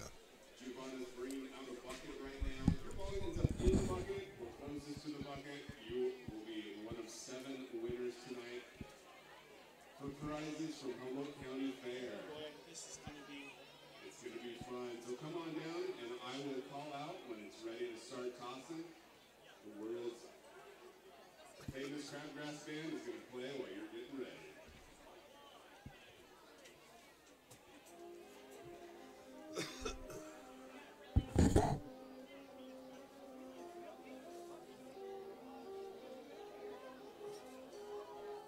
On your mark. Get set. Good luck and go.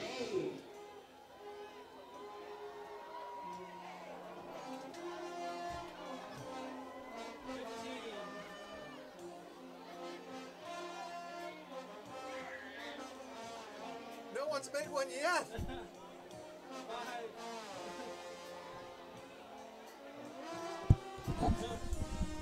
All right. At California State and Federal Employees Credit Union, we're all local, all Humboldt all the time. We offer free checking with no balance or transaction requirements. That's right, absolutely free checking. Plus, we have low rates on loans to help with all your banking needs. Give us a call at 800-440-8662 or visit csfecu20.com. Join today for free and start enjoying the many benefits of credit union membership. That's California State and Federal Employees Credit Union. And Ultimate Yogurt.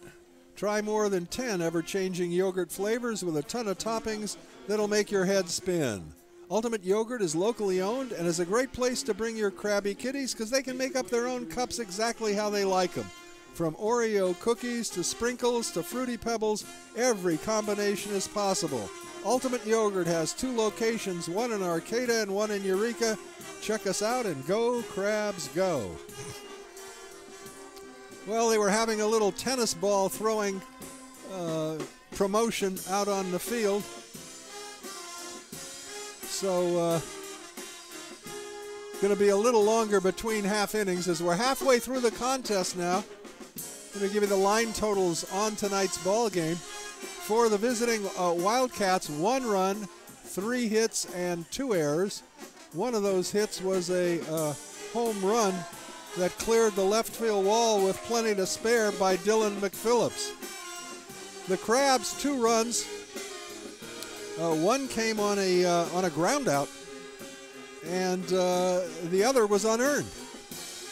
So the Crabs have only had 3 hits, but they scored their 2 runs with a pair of base hits, a double and a single in the second inning, but a big error on the third baseman provided the impetus for that a second run, because that error would have been the 3rd out of the inning.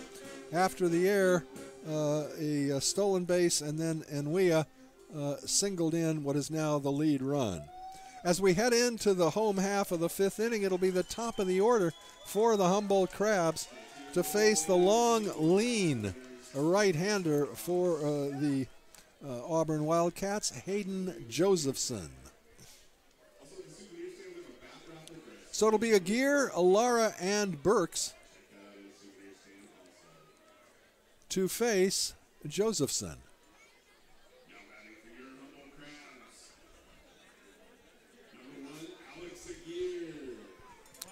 Aguirre struck out and hit a foul pop-up to the first baseman Moreau, who had to dive at the last second to come up with it as he, the catcher, and the pitcher were all converging. And Moreau was able to make the play. Right-hander versus right-hander.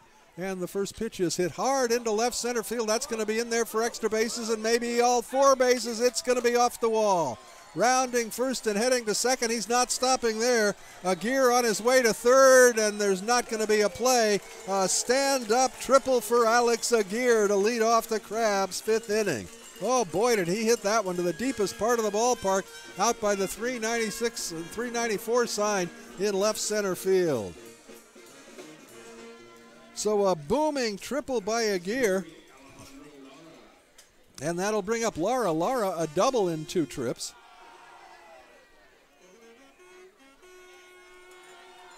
The corner infielders, Betts at third and Moreau at first, are in tight. Shortstop and second baseman are back, so a ground out to the middle infield will bring that run home. The first pitch to Lara misses low, 1 ball and no strikes.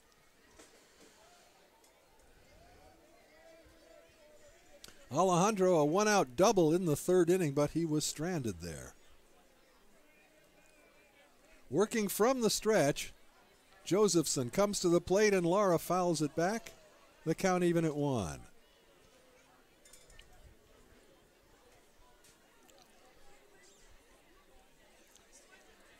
Well, was it Wednesday night that the Crabs had a real close game and then they broke it open with 9 runs? Was that Wednesday night? Yeah, that was Wednesday. Wow. All right, 1-1 to Lara. Breaking ball is taken for a called strike 2. Josephson has been pretty effective with that off-speed curveball.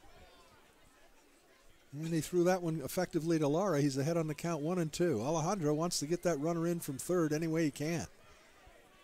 The 1-2 pitch. Breaking ball, he's going to do it there. A line drive into center field. The center fielder on his horse. He's back.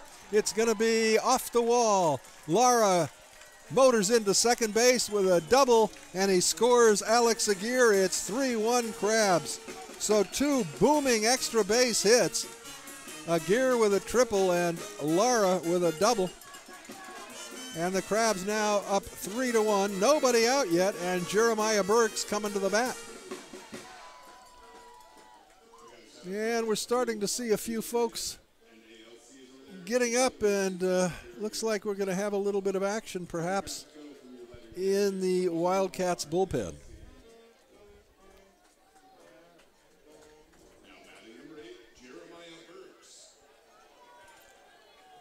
Here's Jeremiah Burks, 0 for 2 on the evening.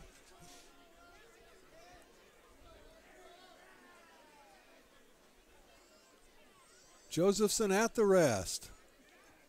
The pitch to Burks misses wide, 1-0.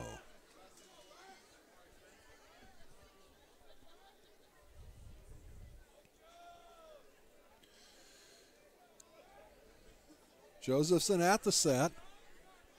A look back at Lara. The pitch is grounded to the left side, backhanded by the shortstop. The long throw across the diamond. A fine play by McPhillips to Rob Burks, who can move down the line. He backhanded it and pretty deep in the hole at short, threw out Burks. On the play, Lara moves to third.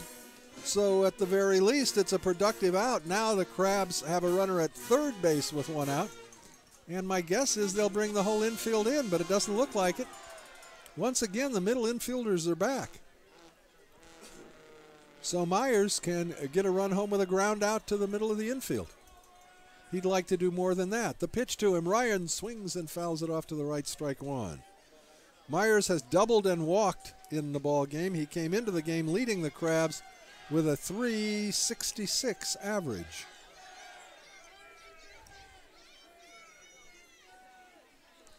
Working from the stretch, Josephson comes to the plate. A curveball swung on and missed. Had Myers out in front of that slow breaking ball. It's been an effective pitch for Josephson. He's ahead now 0-2 to the Crabs cleanup hitter.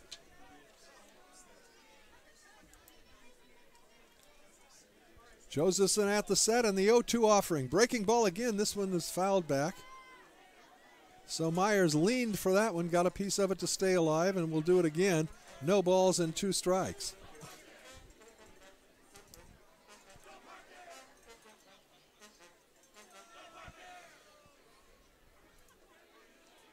0-2 to Myers. Josephson works from the stretch, and the 0-2 pitch, breaking, or a fastball misses wide, 1-2.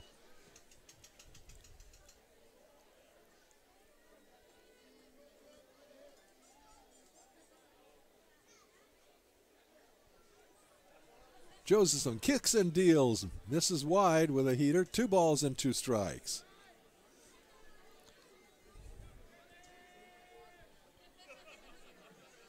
Two and 2 to Myers with Callahan on deck. The 2-2 pitch. Down low, a good block by Vidalis to prevent an advance by Lara at third. So the count now full to Ryan Myers.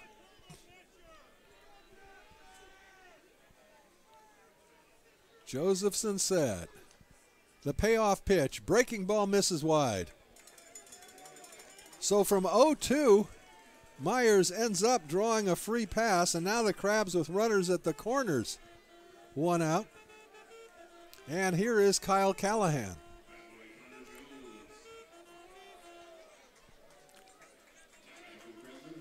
Now it makes a little sense for the middle infielders to be back because they got a shot at the double play. I didn't understand with just the runner at third why they would do that. Crabs already lead by 2, and you want to cut that runner off at the plate. Lara at third, Myers at first. The pitch to Kyle Callahan is swung on and hit a high fly ball down the left field line in foul territory. The left fielder has a long run, and he cannot catch up with it. It goes into the left field area where there's a birthday today. We have a young boy who is turning 4 today. Cooper Jones. Happy birthday, Cooper Jones. 4 years old, enjoying his birthday at the Crabs game. What better place to be? 0-1 to Callahan. Runner at first goes. The pitch is fouled down the line. Third baseman comes over, but he's not going to be able to get it. Just a little nubber off the third base line over by the Crabs dugout, just beyond the Crabs dugout, but Betts not able to catch up with that. However, Josephson now ahead on the count, 0-2 to Kyle Callahan.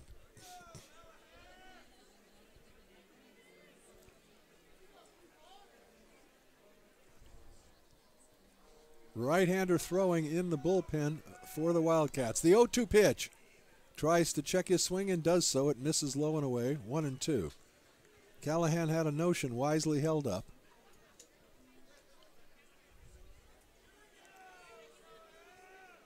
Check with the base under umpire Lim Rise, and he said no swing. 1-2 now to Callahan. The 1-2 pitch. Misses with a slow curveball, 2-2.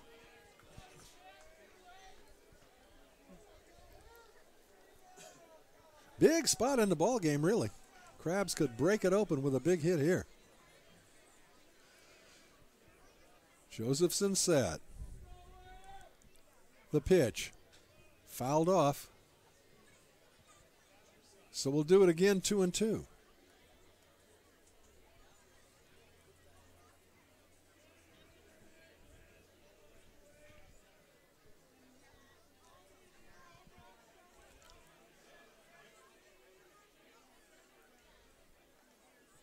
Josephson is set. The 2-2 offering. High pop-up on the infield. It's the third baseman under it. Oh, he drops it. Throw to second for the force.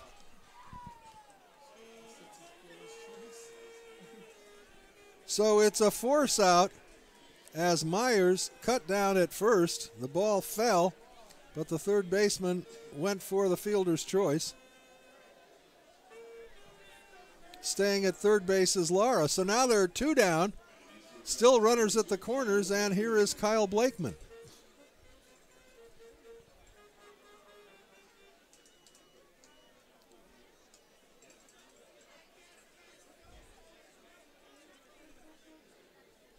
Blakeman, 0 for 2 officially, was on as a result of an error and then stole a base in his last at bat.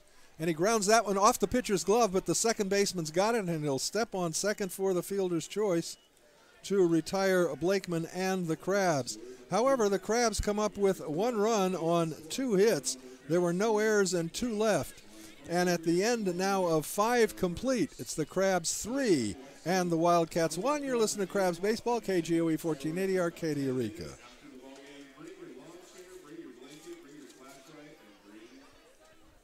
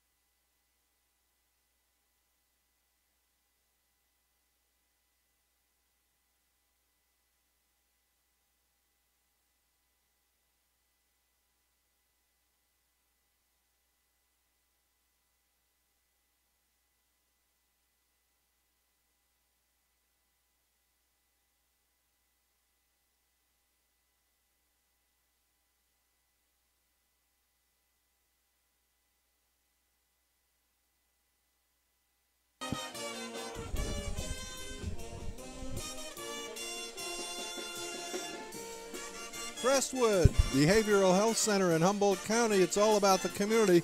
Looking for a rewarding career? Join our team and make a difference. Crestwood has been providing residential mental health programs at its Eureka campus since 1979. We have full-time and part-time positions available, LPTs, LVNs, assistants, and various staff positions. Visit us at 2370 Boone Street or find our ad in the Crabs program. All right. Heading into the top of the 6th inning, it'll be Dylan McPhillips, who hit a home run over the left field wall in his last at-bat. And the first pitch to him is a fastball that just misses the outside corner, 1-0.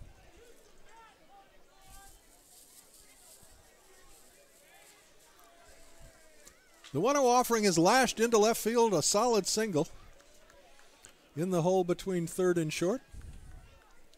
So a line drive single by McPhillips. That's the 4th hit of the ball game for the Wildcats, the 2nd for Phillips.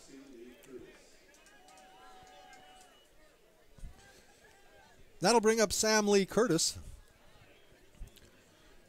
Curtis, an infield single and a walk, so 1 for 1 officially. Phillips held on by Myers at first base. The pitch.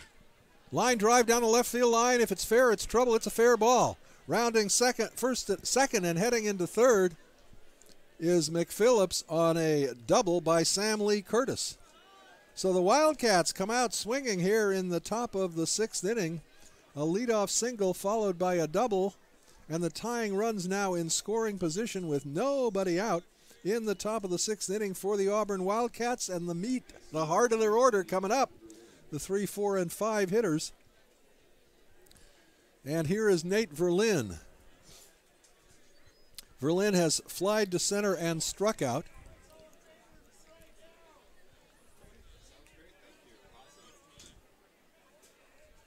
From the set, working from the stretch, Tucker comes to the plate. Verlin swings and misses, strike 1.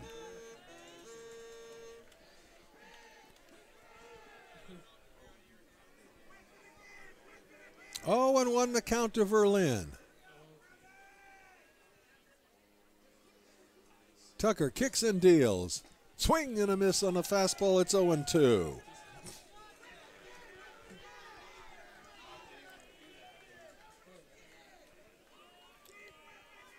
Tucker ahead on the count. No balls and 2 strikes. The 0-2 pitch. High with a heater. 1-2.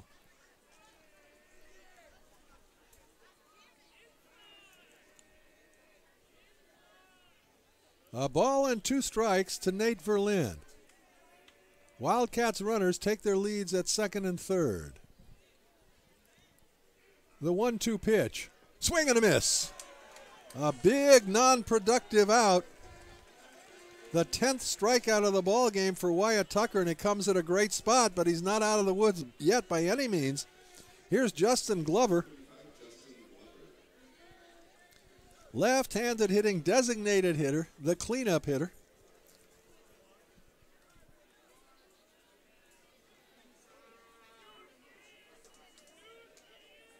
Tucker at the belt. The pitch to Glover. Strike called. Inside corner, 0-1.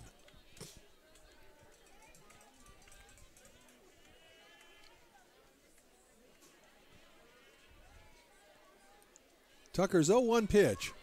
Down low, it gets by the catcher. The runner's coming to the plate, and he's going to score. So on a wild pitch, Dylan McPhillips comes in to score. On the play, Curtis moves to third base, and the count, a ball and a strike to Glover.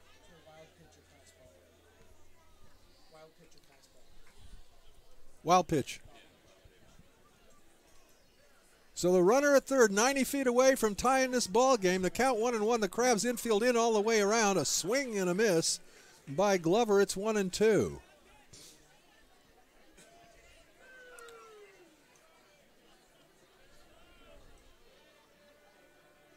The 1-2. Got him swinging on a high fastball. 11 strikeouts for Tucker.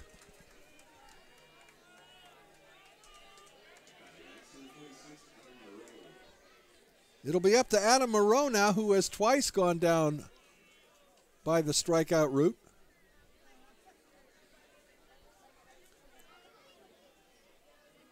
So the Wildcats still with that runner at third, but it'll take a base hit now. The Crabs infield all the way back now with 2 gone. The pitch is taken for a called strike on the outside corner, 0-1. Adam Moreau, left-handed hitting first baseman.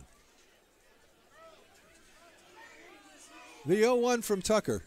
Misses wide with a fastball, 1-1.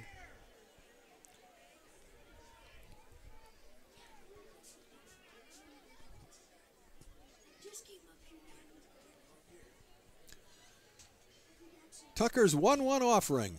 High pop-up on the infield. Third baseman Callahan says, I got it. Backs up a step or two and makes the catch for the third out. So Wyatt Tucker, after giving up a single and a double with runners at second and third and nobody out, gets out of it easy enough. 1 run in. There were 2 hits, no errors, and 1 left. And at the end of 5.5, it's now the Crabs 3 and the Wildcats 2. You're listening to Crabs Baseball, KGOE 1480, Arcadia, Eureka.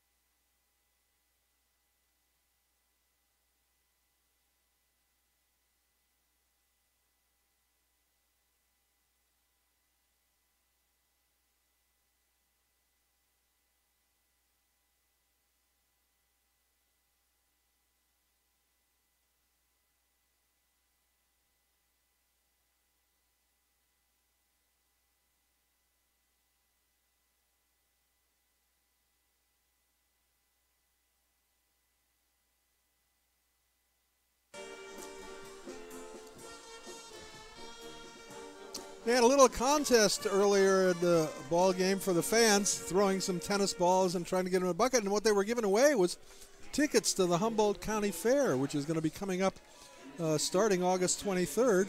And we'll tell you a little bit about it after this half inning. Roberto Jose, 0 for 2 officially, but he was on as a result of an error, stole a base, and came in to score the second Crab run. And he takes the first pitch a bit high, 1-0. It'll be Hase, Anwia, and Chung for the Crabs here in the bottom of the 6th. They lead 3-2.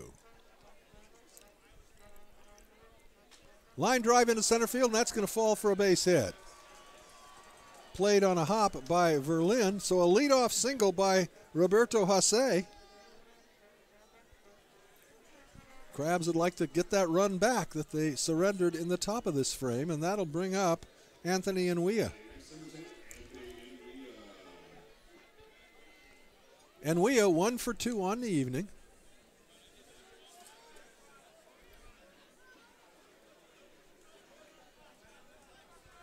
Right-handed hitter.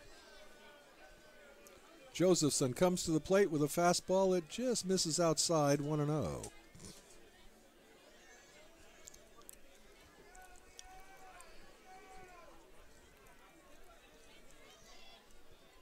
The 1-0 pitch.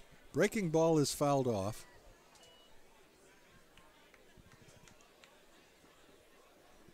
Little bit of mist in the offing this evening. Seeing it coming off the lights. Fog is rolling into the ballpark. The 1-1 to Enwea. Fouled straight back. A ball and 2 strikes. So the air is heavier, the mist is here. And the chances of home runs somewhat decreased. Ball does not travel as far. 1-2 to Enwea. And he fouls that one off. So it remains a ball and 2 strikes.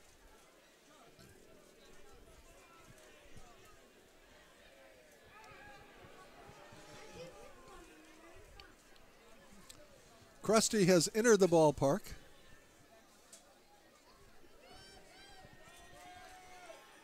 The 1-2 pitch. Breaking ball fouled back. How many pitches has Josephson thrown? 87. All right. He's getting up there. That was his 87th toss. A right-hander bearing down in the bullpen for the Wildcats. Krusty giving the high, not high 5, I guess the high 2 clause to the youngsters. The 1-2 pitch. And again, Enwea hanging in there, fouling him off. So we'll do it again, a ball and 2 strikes. Hassay, a leadoff single at first base, nobody out in the Crabs' 6th inning.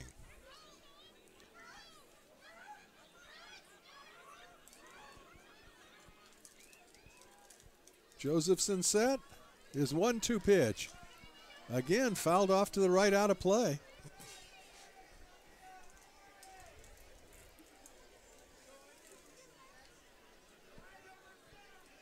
Enwea making Josephson work here in the bottom of the 6th inning.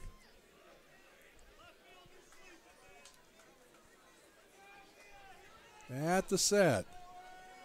The 1-2 pitch. Curveball, and just fouled it off. So Enwea fouls it at the plate, stays alive.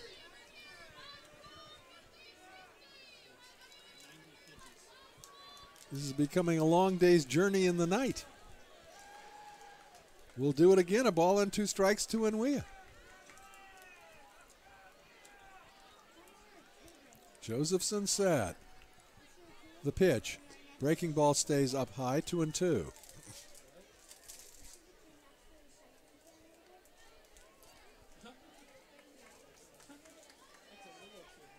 2-2 to the Crabs catcher Anthony Enwea. The pitch, breaking ball stays up, 3-2. And that generally happens when a pitcher gets tired. He gets wild high. And it's 3-2 to Enwea.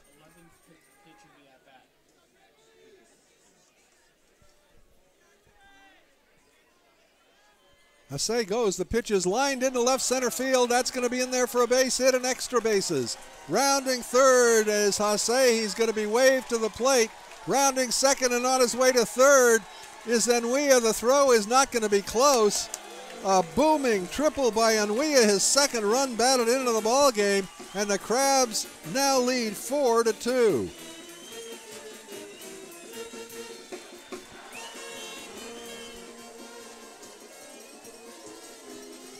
And I think that's going to be all for Josephson as the manager is coming to the mound. You want to talk about an outstanding at-bat. Anthony Enwea fouled off pitch after pitch after pitch, and they were some good pitches. Outside part of the plate, some may have been balls, but yeah, they were close enough, and he just kept fouling off till he got one he liked, and a booming triple into left center field to plate Hassay, and it's a 4-2 ball game. No motion yet to the bullpen. A little conference on the mound. Justin Eastless now going out to break it up.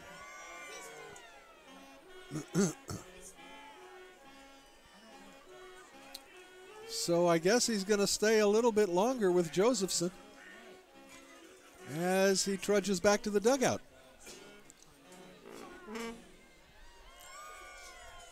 So the Crabs have picked up that run that they surrendered in the top of the frame. They now lead again by 2. It's 4-2. Now the infield all the way in for the Wildcats. Patrick Chung, who has twice grounded out to his second base counterpart. Left-handed hitter stands in. Josephson working from the stretch, and the pitch is grounded again to the second baseman, knocks it down, picks it up, and throws to first in time. So 3 consecutive ground outs, second to first by Chung, and we now go to the top of the order, and Alex Aguirre. Gear hit a booming triple to lead off the 5th inning and was doubled home by Alejandro Lara. And we at third, 1 out. Again, the infield in all the way around. The pitch to Aguirre is outside and low. 1 ball and no strikes. Aguirre 1 for 3 on the evening.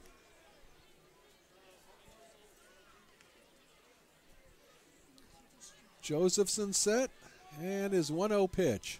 Curveball waved out and missed, 1-1.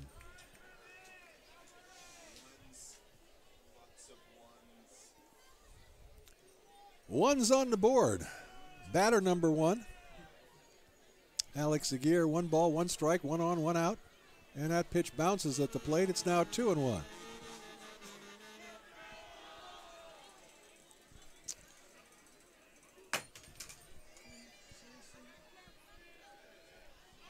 Two and 1 the count now to Aguirre.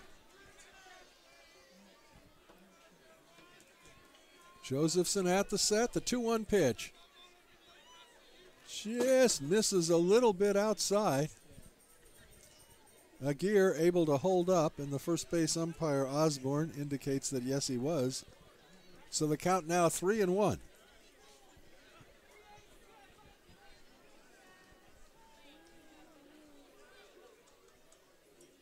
Josephson at the rest. The 3-1 pitch, way outside, ball 4, and that could do it.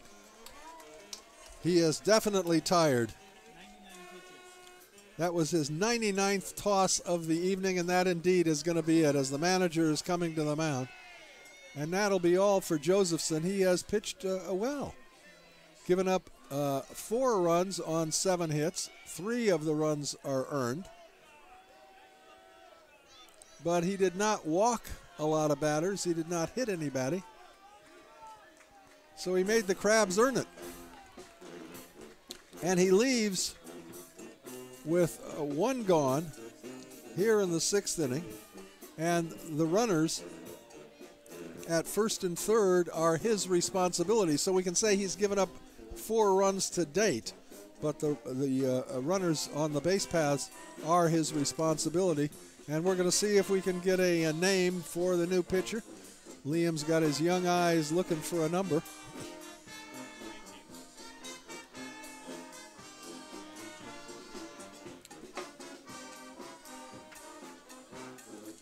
The lineup card that was given to us had absolutely no substitutes at all. We saw 9 players and a pitcher. So Liam's trying to figure out who this is. Is a right-hander. Well, we've got a number for him, but I don't know if that helps. Liam is now checking his roster. Alex Vargas. Alex Vargas, a right-hander, picking up for Hayden Josephson. Crabgrass Band saying, let's roll out the barrel. Let's have a barrel of fun. And we have a lot of folks having a barrel of fun this evening.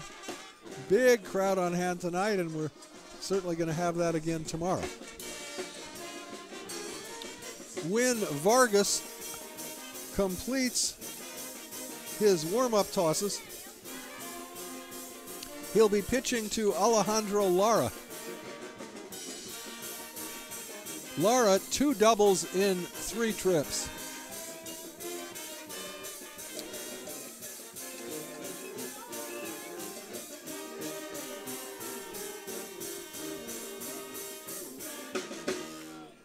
Crabs leading 4-2 and threatening more here in the bottom of the 6th inning with runners at the corners and 1 out.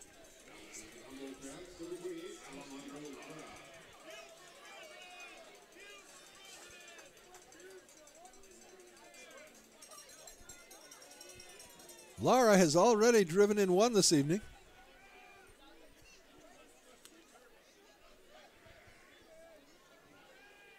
All right, now we're going to look at Alex Vargas. Right-hander comes to the plate, and it's taken for a called strike 1. And we at third, Aguirre at first, 1 out, 1 already across to make it 4-2 Crabs. Vargas' 0-1 pitch is a curveball that's dropped by the catcher. And scampering down to second base is Aguirre, and I think we're going to give him a steal on that. I think he was running, wasn't he? I think he was running on the pitch. Yeah. So credit Alex Aguirre with a stolen base, and now the Crabs with 2 runners in scoring position. That eliminates the chance of the double play, so the infield now in all the way around. 1-1 to Lara. Vargas's pitch is fouled back. 1-2.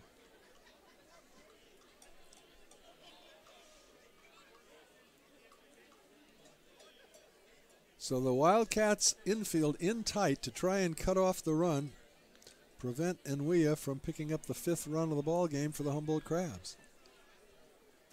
Vargas working from the stretch with runners at second and third. And his 1-2 pitch in the dirt, a good block by Vidalis, and the count even at 2.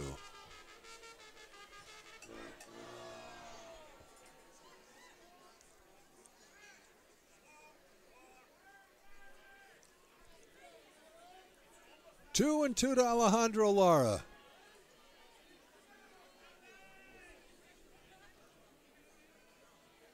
Vargas comes to the rest at the belt, and the 2-2 pitch. Down low, 3 balls and 2 strikes.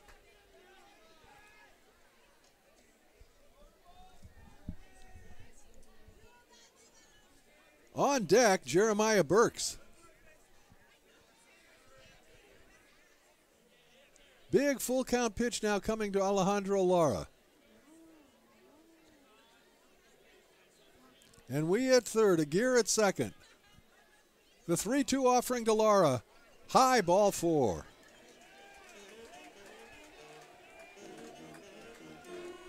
So the bases are FOC, full of crustaceans for Jeremiah Burks. Looking for his first hit of the evening. Jeremiah has struck out, grounded out, and flown out. A chance to bust it open here. Now the infield's back a little because now they've got the force out at any base. Big gap between the shortstop and third baseman. The pitch to Burks. Taken for a called strike at the knees, 0-1. Vargas trying to work out of a jam here in the bottom of the 6th. Time is called. All right. 0-1 to Burks. Crab runners take their leads. The pitch. Strike 2 called. Outside corner just above the knees, and so Vargas ahead on the count, 0-2 to Jeremiah Burks.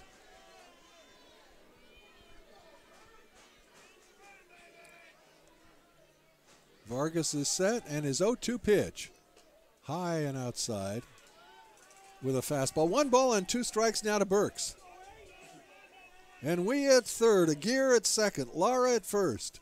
1 out. Crabs trying to bust this one open. They lead 4-2. The 1-2 to Burks. Ground ball, foul outside the third base coach's box. So we'll do it again, a ball and 2 strikes.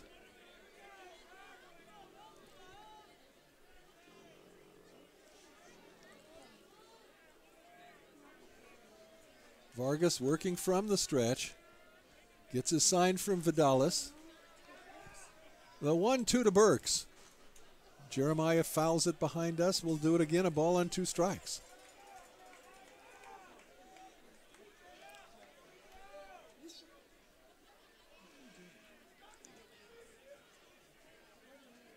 One and 2 to Burks.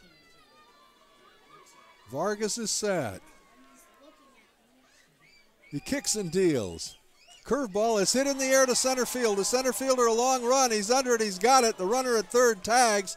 The throw to the plate is not going to be in time, so credit Burks with a sacrifice fly as Enwia comes in to score. And the Crabs now lead by a score of 5-2. The other Crab runners, Aguirre at second and Lara at first, hold their bases. There are 2 down. And that'll bring up Ryan Myers. Myers has not been retired tonight. Twice he has walked. He has also doubled and scored.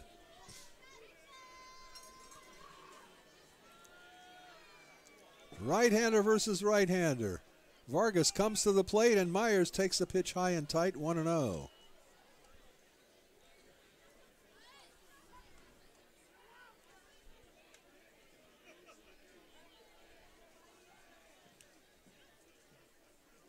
Vargas comes home 1-0 and misses wide. Throw back behind the runner at first base, and it's fairly close, but safely back is Lara. And it's 2-0 now to Myers, so a hitter's count for Ryan Myers.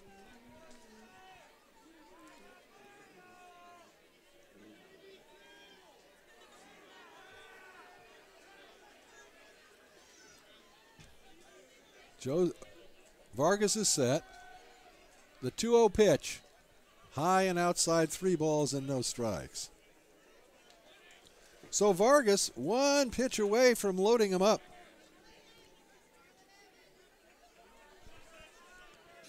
He has had some control problems. He's walked a couple. 3-0 to Myers. Myers, high pop-up. He was swinging 3-0. It's out of play. So Myers given the green light. And it's a 3-1 count.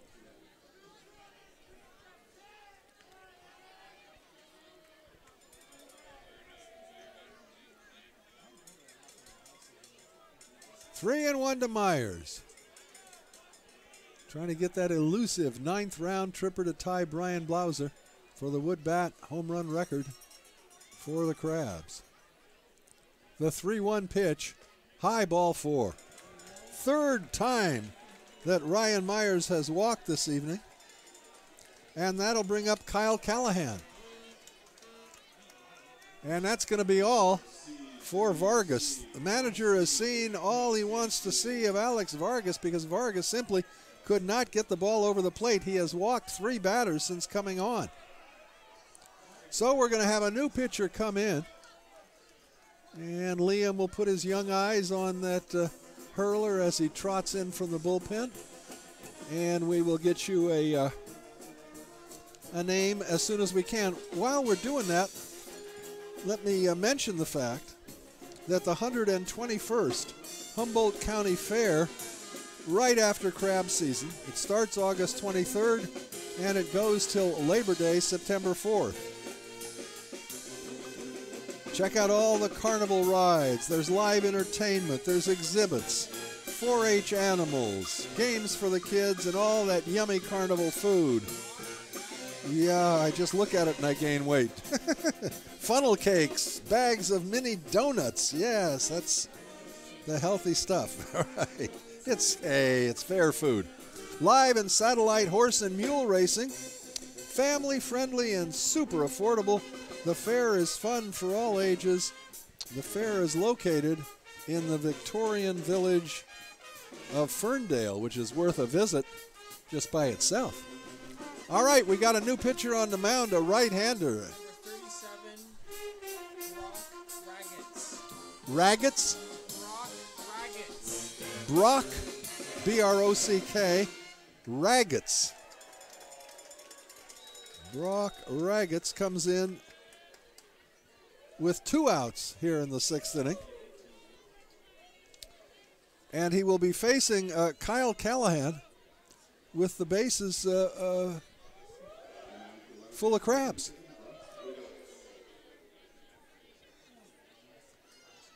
So Myers is at first, Lara at second, Aguirre at third. How did they get there? They all got there by way of free passes. So we're not talking a giant rally.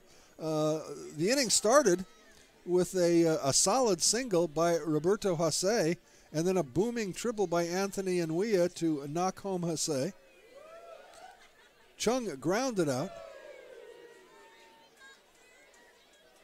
And then Aguirre walked, stole a base. Alejandro Lara walked, and Ryan Myers walked. So here's Callahan. The Crabs have plated 2. It's a 5-2 ball game. Callahan tied with Ryan Myers for the leadership in runs batted in, has a chance to become the sole leader in that department with a base knock here. There are 2 outs. So the infield back all the way around. Right-hander Brock Raggets comes to the plate, and Callahan takes a pitch for a called strike 1.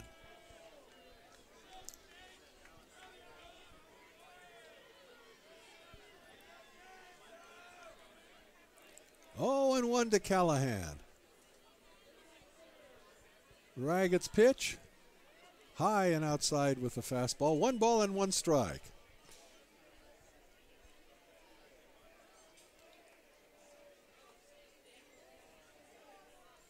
One and 1 to Callahan. Crabs, runners take their leads at their bases.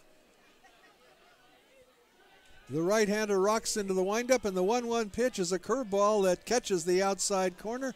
1 and 2.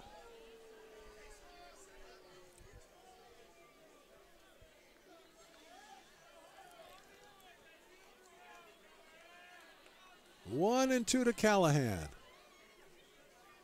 Working from the windup, Raggets 1-2 pitch way outside to the left-handed hitting Callahan, and the count is even at 2.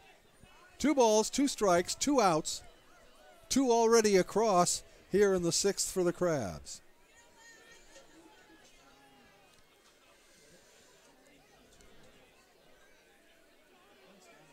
Raggets rocks into the windup, and the 2-2 pitch. Swing and a miss. Got him on a fastball. So Callahan down on strikes. However, the Crabs come up with 2 runs on 2 hits. There were no errors and 3 left. And at the end of 6 complete, it's the Crabs 5 and the Wildcats 2. You're listening to Crabs Baseball, KGOE 1480, Arcata, Eureka.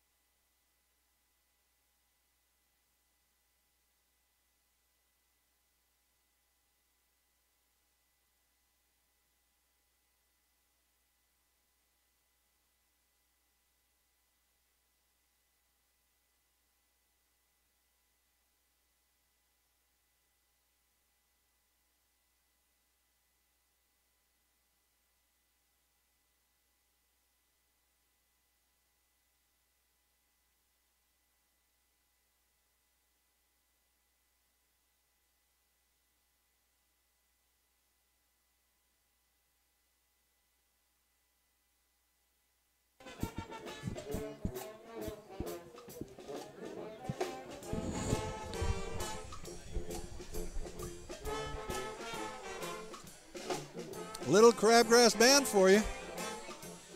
Hope you're planning on joining us Sunday. The band will be here one last time. Wyatt Tucker now staked to a 3-run lead as he goes into the top of the 7th inning. Tucker has given up 2 runs on 5 hits. And he'll be facing Gage Howard, Kyle Hindeman, and Easton Vidalis.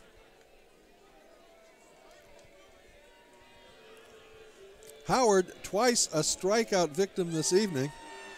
Welcome to the club. Wyatt Tucker has fanned 11 batters in 6 innings.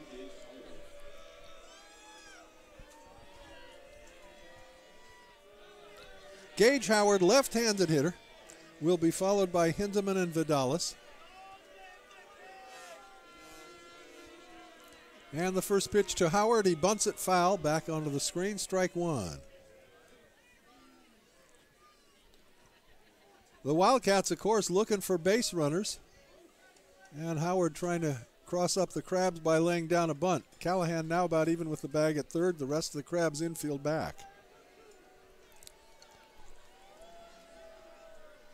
The 0-1 pitch is a fastball inside, a ball and a strike.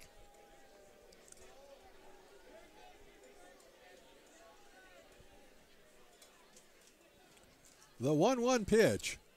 Fastball, a little bit low. 2 balls and a strike. 824 folks enjoying the ball game this evening. It's been a good one.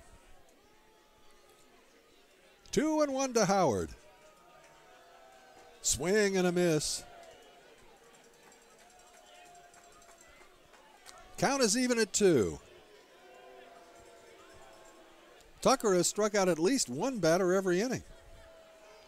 The next pitch, inside with a fastball, 3-2. In fact, he struck out 2 batters in every inning save the first. Struck out 1 batter in the first. Struck out the cleanup hitter to end the first inning. 3-2 now to Howard. Payoff pitch. Swing and a miss. Make it an even dozen strikeouts for Wyatt Tucker. Seeking his 6th win of the season without a loss. Here's Kyle Hindeman. Jeffrey Kirsten's on the mound. We have a new pitcher in. All right. Jeffrey Kirsten on the mound. There's a high grounder right back to him, and he'll toss the first for the out. So Jeff Kirsten picking up for Tucker here in the 7th inning, and they're quickly 2 down.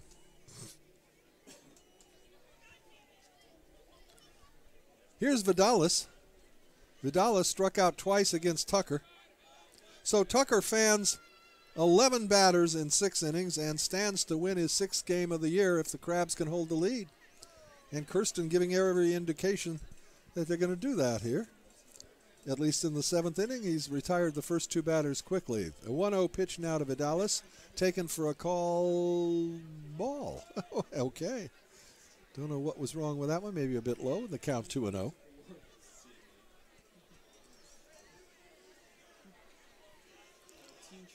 That pitch is a called ball again, just missing. Kirsten's not missing by much, and Kirsten is trying to preserve the 6th win of the year without a loss by Tucker. That's Kirsten's record as well. Jeff 6-0, being used in relief tonight. The 3-0 automatic is right down the middle. It's 3-1.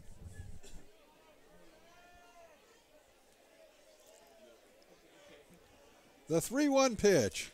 Ground ball, hard shot, knocked down by Burks. Long throw across the diamond in time. What a great play. Jeremiah Burks, and he is getting a wonderful reception as he heads to the dugout. Oh, my goodness gracious. A hard shot that he backhanded and went to a knee, came up throwing to rob Vidalis of a base hit. We're going to keep it here rather than go back to the studio so that we can enjoy the Crabgrass Band and the ballpark staff playing our very favorite tune at the ballpark.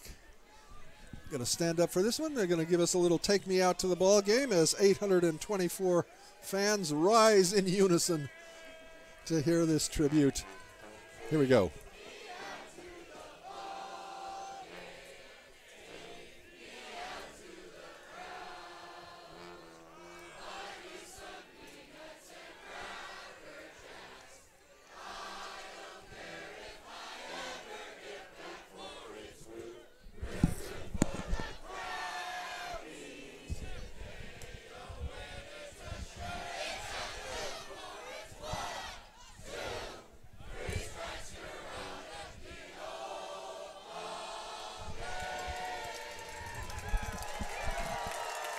All right. Very fine rendition to take me out to the ball game.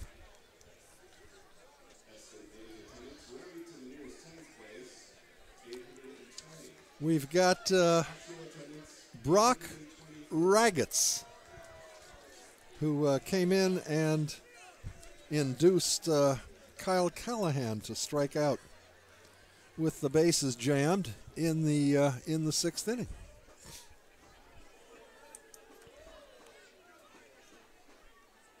In the home half of the seventh, the Crabs will send up Kyle Blakeman, Roberto Jose, and Anthony Enuia.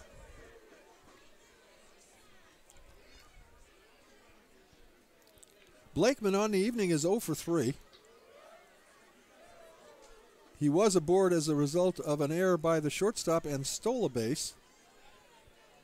That was his 12th of the year, putting him second on the club to Jeremiah Burks.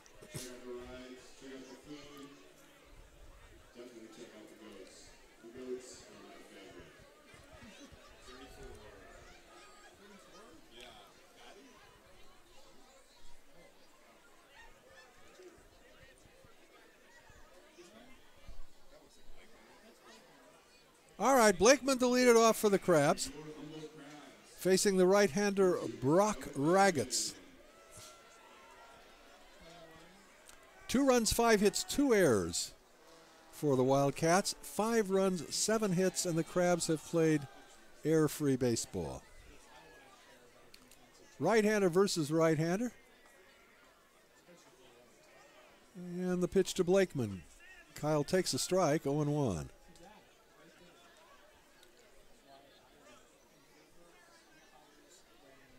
Blakeman will be followed by Jose and Enuia. Fastball in the dirt, a ball and a strike.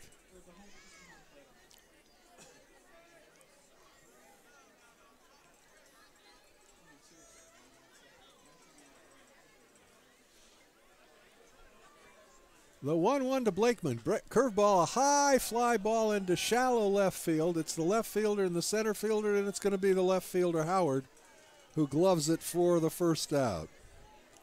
So Blakeman, a lazy fly to left, 1 down, and that will bring up Roberto Jose. Roberto 1 for 3 on the evening. He singled to lead off the 6th inning for the Crabs and came around to score on the booming triple by Anthony Enuia.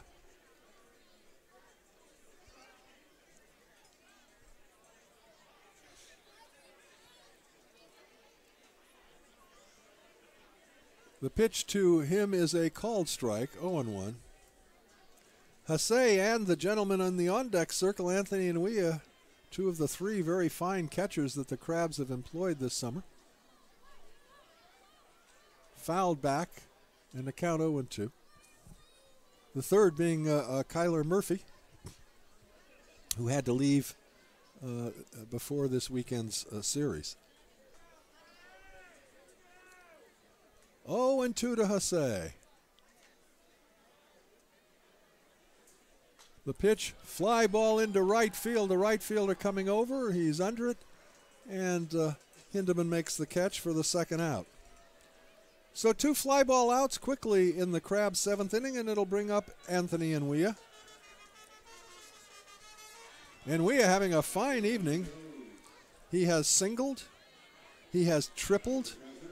He has scored, and he has driven in 2, and done a fine job behind the plate as usual. Right-handed hitter, facing the right-hander Brock Raggets.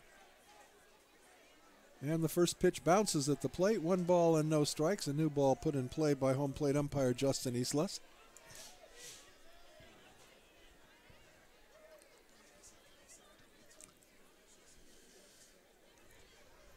One and 0 the count to Enuia.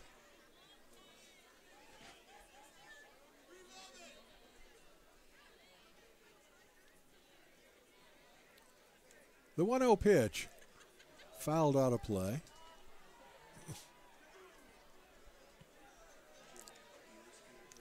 Starting a new thing this year, they're calling Founders Day or Foundation Day. About a week ago, but they still have the names behind home plate of Bonamini, Barsulia, Nutter. Three giants of the Crabs organization. The founder, Lou Bonamini, Ned Barsulia, for many years the GM and then head scout, and Jerry Nutter, the first president when it became a nonprofit corporation. Pitch at the knees for a called strike 2 to Enwea. 2 down, bases empty here in the bottom of the 7th. Crabs leading 5-2.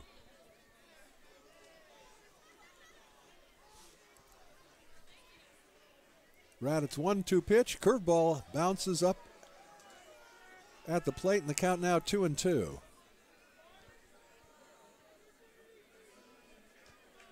Crabs have not gone down in order since the first inning. But the first 2 batters here in the 7th have flown out, and the count 2-2 now to Enwea. The 2-2 pitch.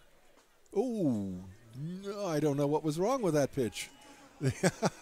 The fielders and the pitcher were headed to the dugout, but it was called a ball. I don't know why, to be honest. 3-2 the count.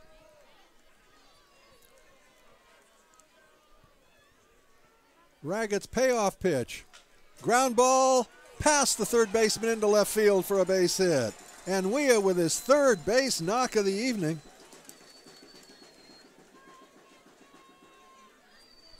And Anthony, at least the last 2 hits have been on counts where there were 2 strikes against him. He fouled off a bunch of pitches before slamming that triple in the 6th inning that scored 1, and then he came in on a ground out.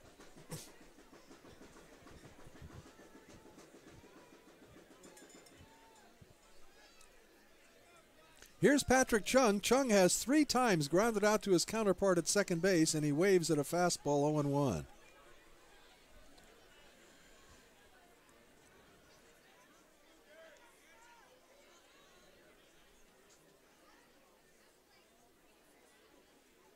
The 0-1 pitch, high with a fastball, a ball and a strike.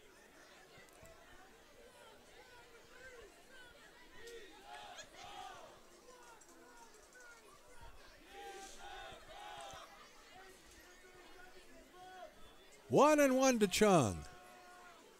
Patrick fouls that one back onto the screen. So Raggett's ahead now, a ball and 2 strikes to the Crabs' second sacker.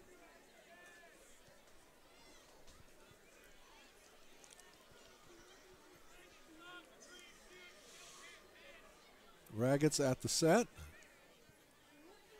The 1-2 pitch. Fly ball into center field. Center fielder Verlin moving under it, and he makes the running catch for the 3rd out. So 3 fly outs, 1 to left, 1 to center, 1 to right. The Crabs come up empty in the 7th, nothing across, and at the end of 7 complete, it's the Crabs 5 and the Wildcats 2. You listen to Crabs Baseball, KGOE 1480, Arcadia Rica.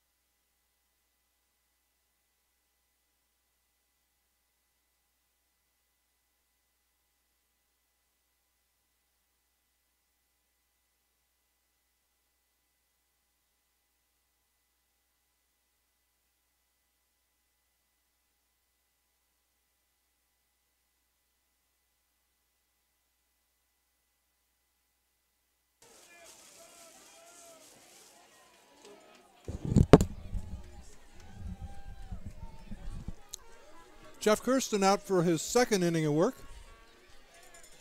Picking up for Wyatt Tucker.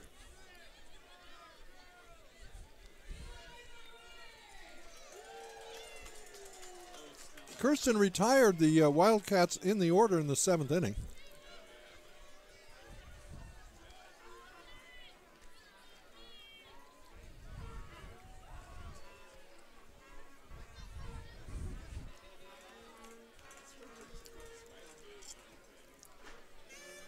And it'll be Shane Betts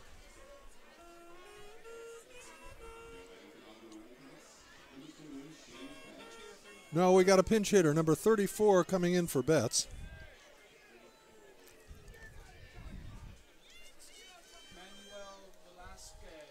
Mango? Manuel Vasquez. Pinch hitting.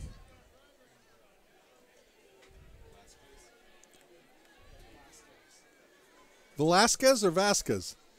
Velasquez. And the first pitch to him is a strike, 0-1. And I assume Velasquez will be going into third base for Betts. The next pitch to him is a fastball inside.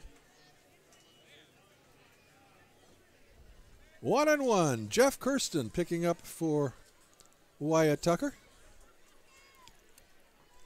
There's a long fly ball to right field. The right fielder going back. He looks up, and it is out of here. Manuel Velasquez, a pinch hit home run to lead off the 8th inning for the Wildcats and make it a 5-3 ball game. He got all of that one.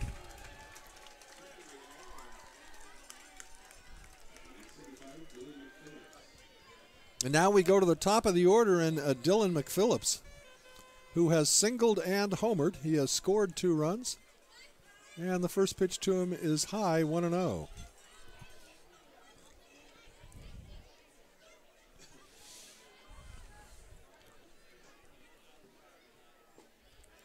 Next pitch is taken for a called strike. 1-1 to McPhillips.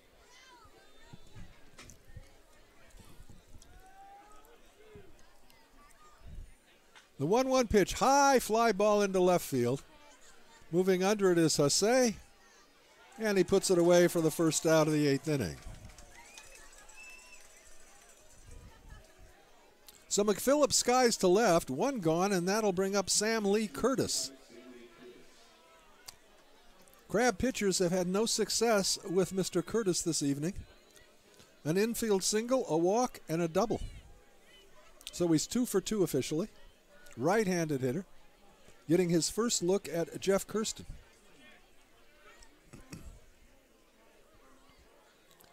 Fastball is taken for a called strike 1. So 2 of the 3 runs plated by the visiting Auburn Wildcats have been solo home runs. One by McPhillips and one by Velasquez. Ground ball to the third baseman. Up with it is Callahan. His throw across the diamond is true, and there are 2 down.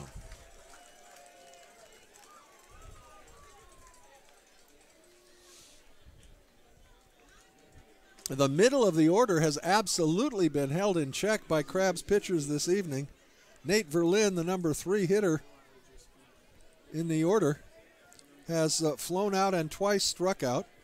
The same is true of the cleanup hitter Glover. And the number 5 hitter has also struck out twice and popped out. So the big sticks for the Wildcats have not been able to do anything against Crab hurlers. The first pitch to Verlin is a ball, 1-0. Swing and a foul at the plate, and the count even at 1.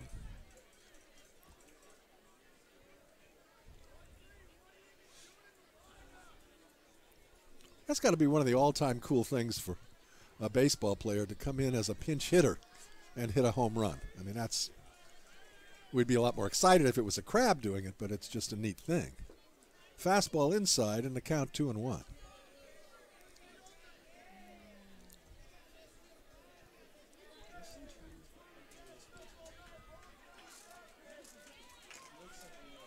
Two and 1 to Verlin.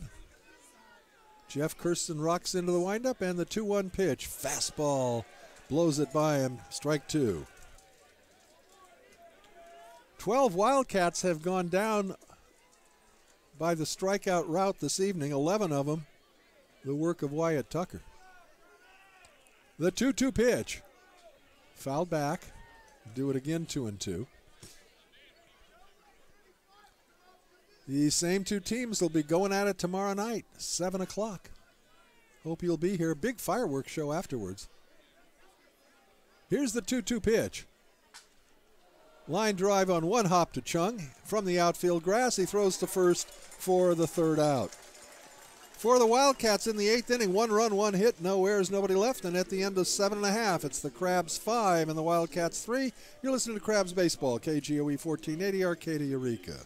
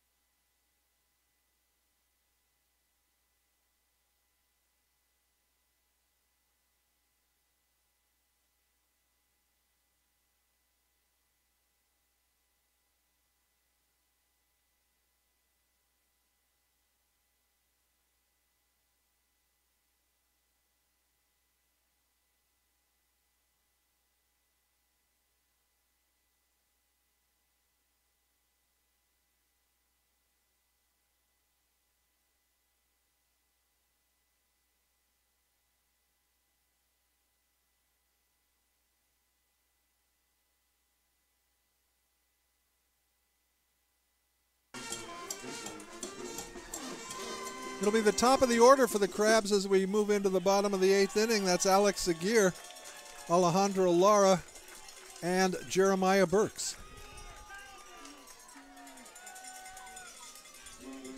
A good ball game at the Yard tonight. 3 runs, 6 hits, 2 errors for the Wildcats. 5 runs, 8 hits, no errors for the Crabs.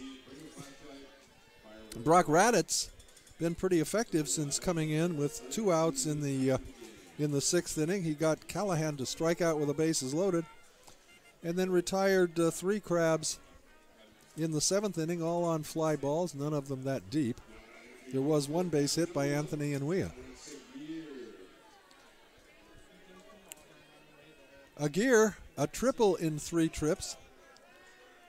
He's walked, he's stolen a base, he's scored a run. Leading off for the Crabs this evening, and the first pitch to Alex is over for a strike. 1-0. 0-1, excuse me.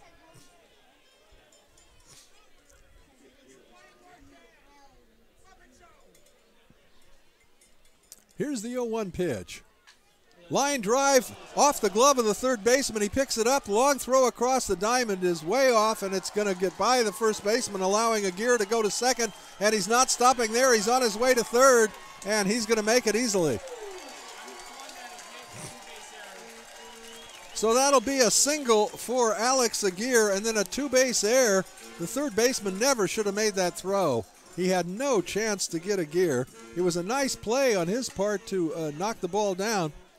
So credit Aguirre with a single, and then an error on the third baseman. That's his second of the. Oh no, this is a different third baseman. This is Velasquez now, who hit the home run, the pinch home run in the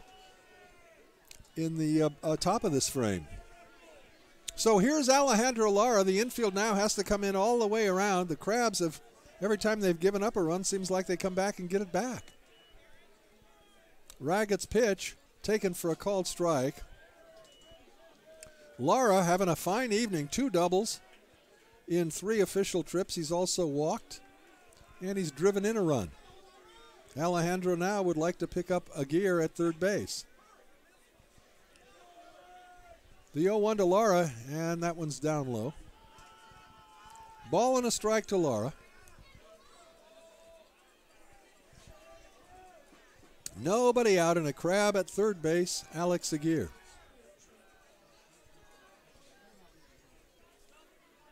Working from the stretch, Raggetts comes to the plate, and it's taken for a called strike 2. Fastball, 1-2.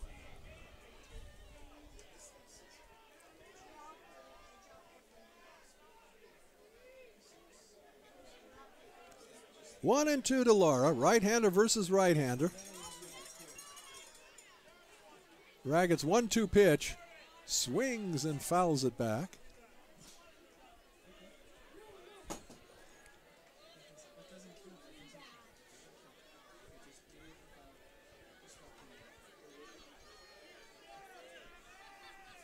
One and two now to Lara.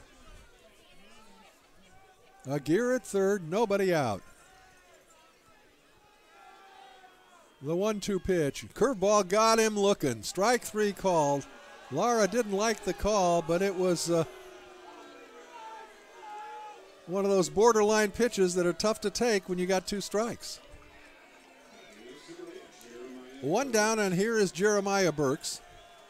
0 for 3 officially, but his last time up he hit a sacrifice fly to drive in a run.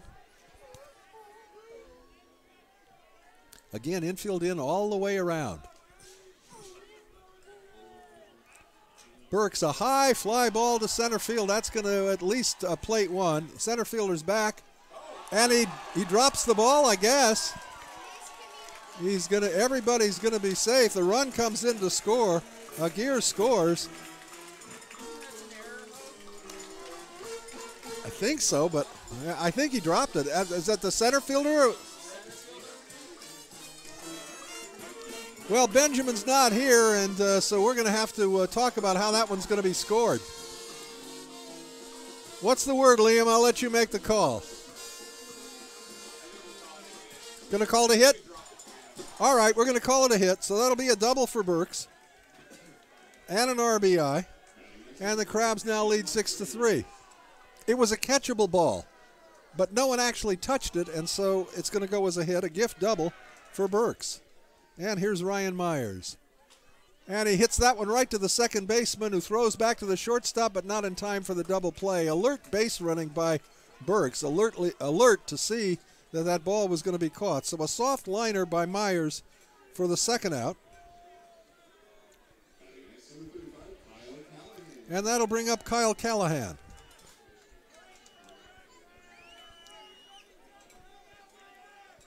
Callahan has had a tough evening after a big Wednesday night with a couple of home runs on his birthday.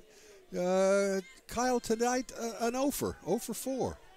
He'd like to end that one right here and pick up Jeremiah Burks at second base. The pitch to Callahan. Kyle, a high pop-up into shallow left field. Shortstop goes out. Left fielder comes in. It's going to be the left fielder, Howard, to make the catch for the out. So the Crabs come up with a run on a pair of hits. There was 1 error and 1 left. And now at the end of 8 innings, it's the Crabs 6 and the Wildcats 3. You're listening to Crabs Baseball, KGOE 1480, Arcadia, Eureka.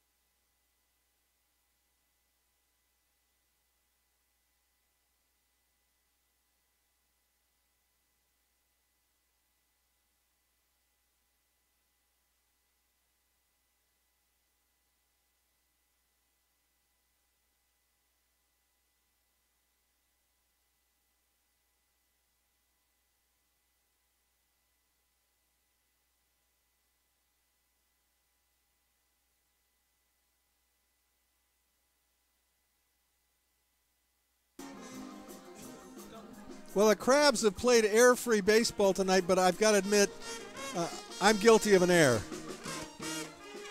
I mentioned that Jeff Kirstens was 6-0, forgetting that excruciating loss, that very difficult loss to the Puff Caps, where he lost 2-1, an unearned run. But he might pick up his first save as a Crab, and the first pitch to Justin Glover is high and outside, 1-0. Glover 0 for 3 on the evening, left-handed hitting, designated hitter, and cleanup hitter for the Wildcats. Swings through that one, the count 1-1. Glover will be followed by Moreau and Howard.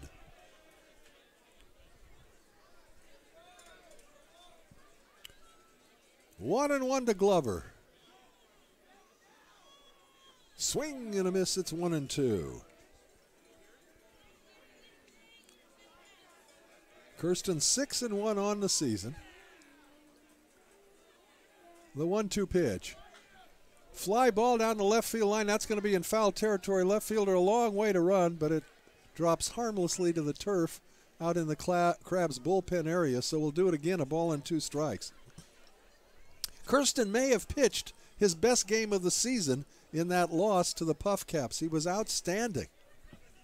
But the Crabs got amassed 2 big hits behind him.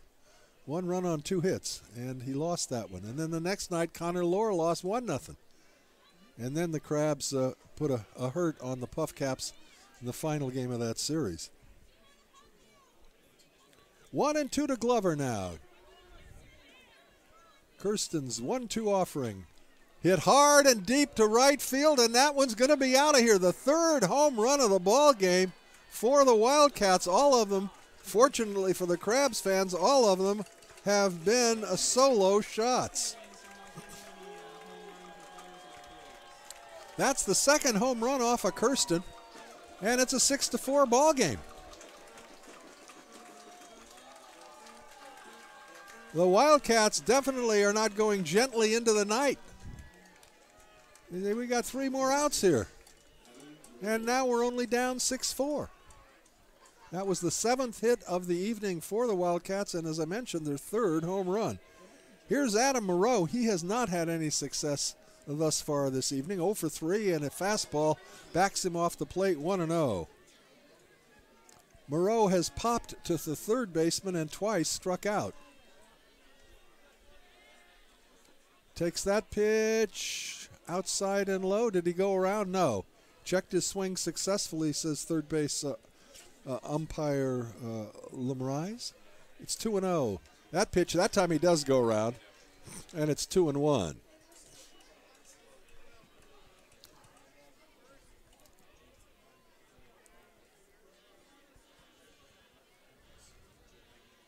Kirsten, a pretty quick worker. Gets his sign from Inuia, and the 2-1 pitch. Down low, 3-1.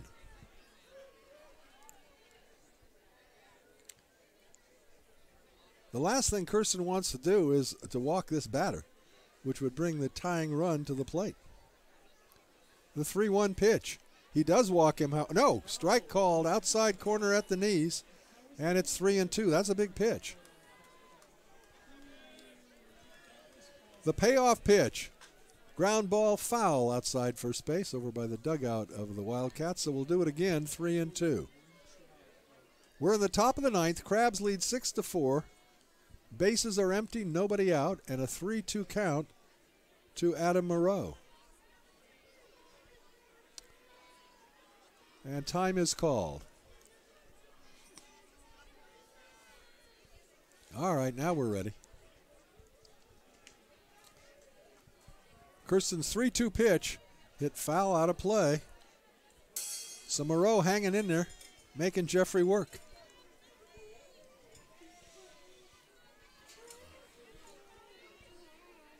The 3-2 pitch got him swinging. Kirsten took something off of that, and Moreau out in front, 1 down. And that will bring up Gage Howard.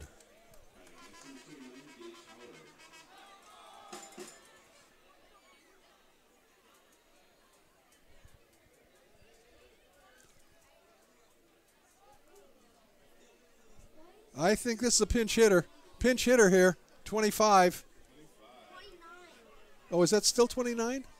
Oh, I'm sorry. It's still 29. Okay, all right. I thought it was a pinch hitter. No, it's Gage Howard. He has not hit the ball yet. He has already achieved the hat trick of 3 strikeouts, and he swings through the first pitch from Kirsten, 0-1. So Howard has struck out 3 times. The 0-1 pitch backs him off the plate, 1-1. First 2 strikeouts were against Tucker. The last one was the first batter that was faced by Jeff Kirsten. 1-1 the count. Swing and a miss, 1-2.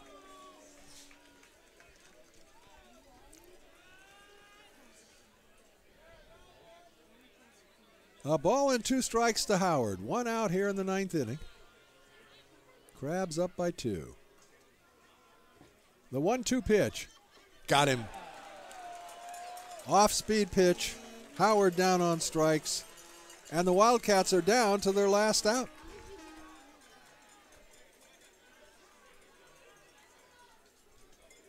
It'll be up to Kyle Hindeman. An infield single in 3 trips, right-handed hitter, facing the right-handed Jeff Kirsten. A little pop fly to the third baseman. Callahan gathers it in, and that's the ball game. Wyatt Tucker wins his 6th game of the season without a loss. Credit Jeff Kirsten, who pitched for 3 innings. Kirsten getting the save.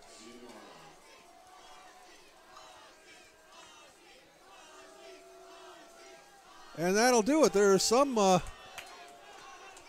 anger on the field on the part of the Wildcats. I'm not sure what that's all about, but it looks like a little bad blood already between these 2 clubs.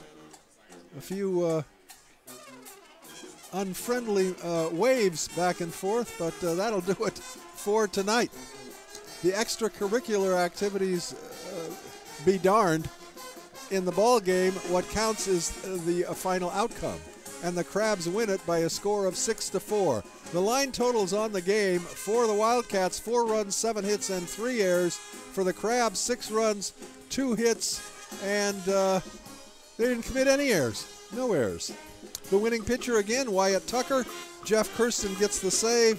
The loser for the Wildcats was Hayden Josephson, the starter. Fine ball game. Unusual to see the visiting team get 3 home runs, all of them solo shots. It wasn't enough to stem the Crabs' tide as the Crabs pick up another victory, and now looking forward to perhaps sweeping this series. They would love to go out with 3 wins, so we'll have to see how that works out. Hope you will join us tomorrow. My good buddy Benjamin Schaefer will be back with us. And so for the booth guys, Tim and Liam Warner, I'm Hulk Holcomb, and we're all rounding third and heading for home.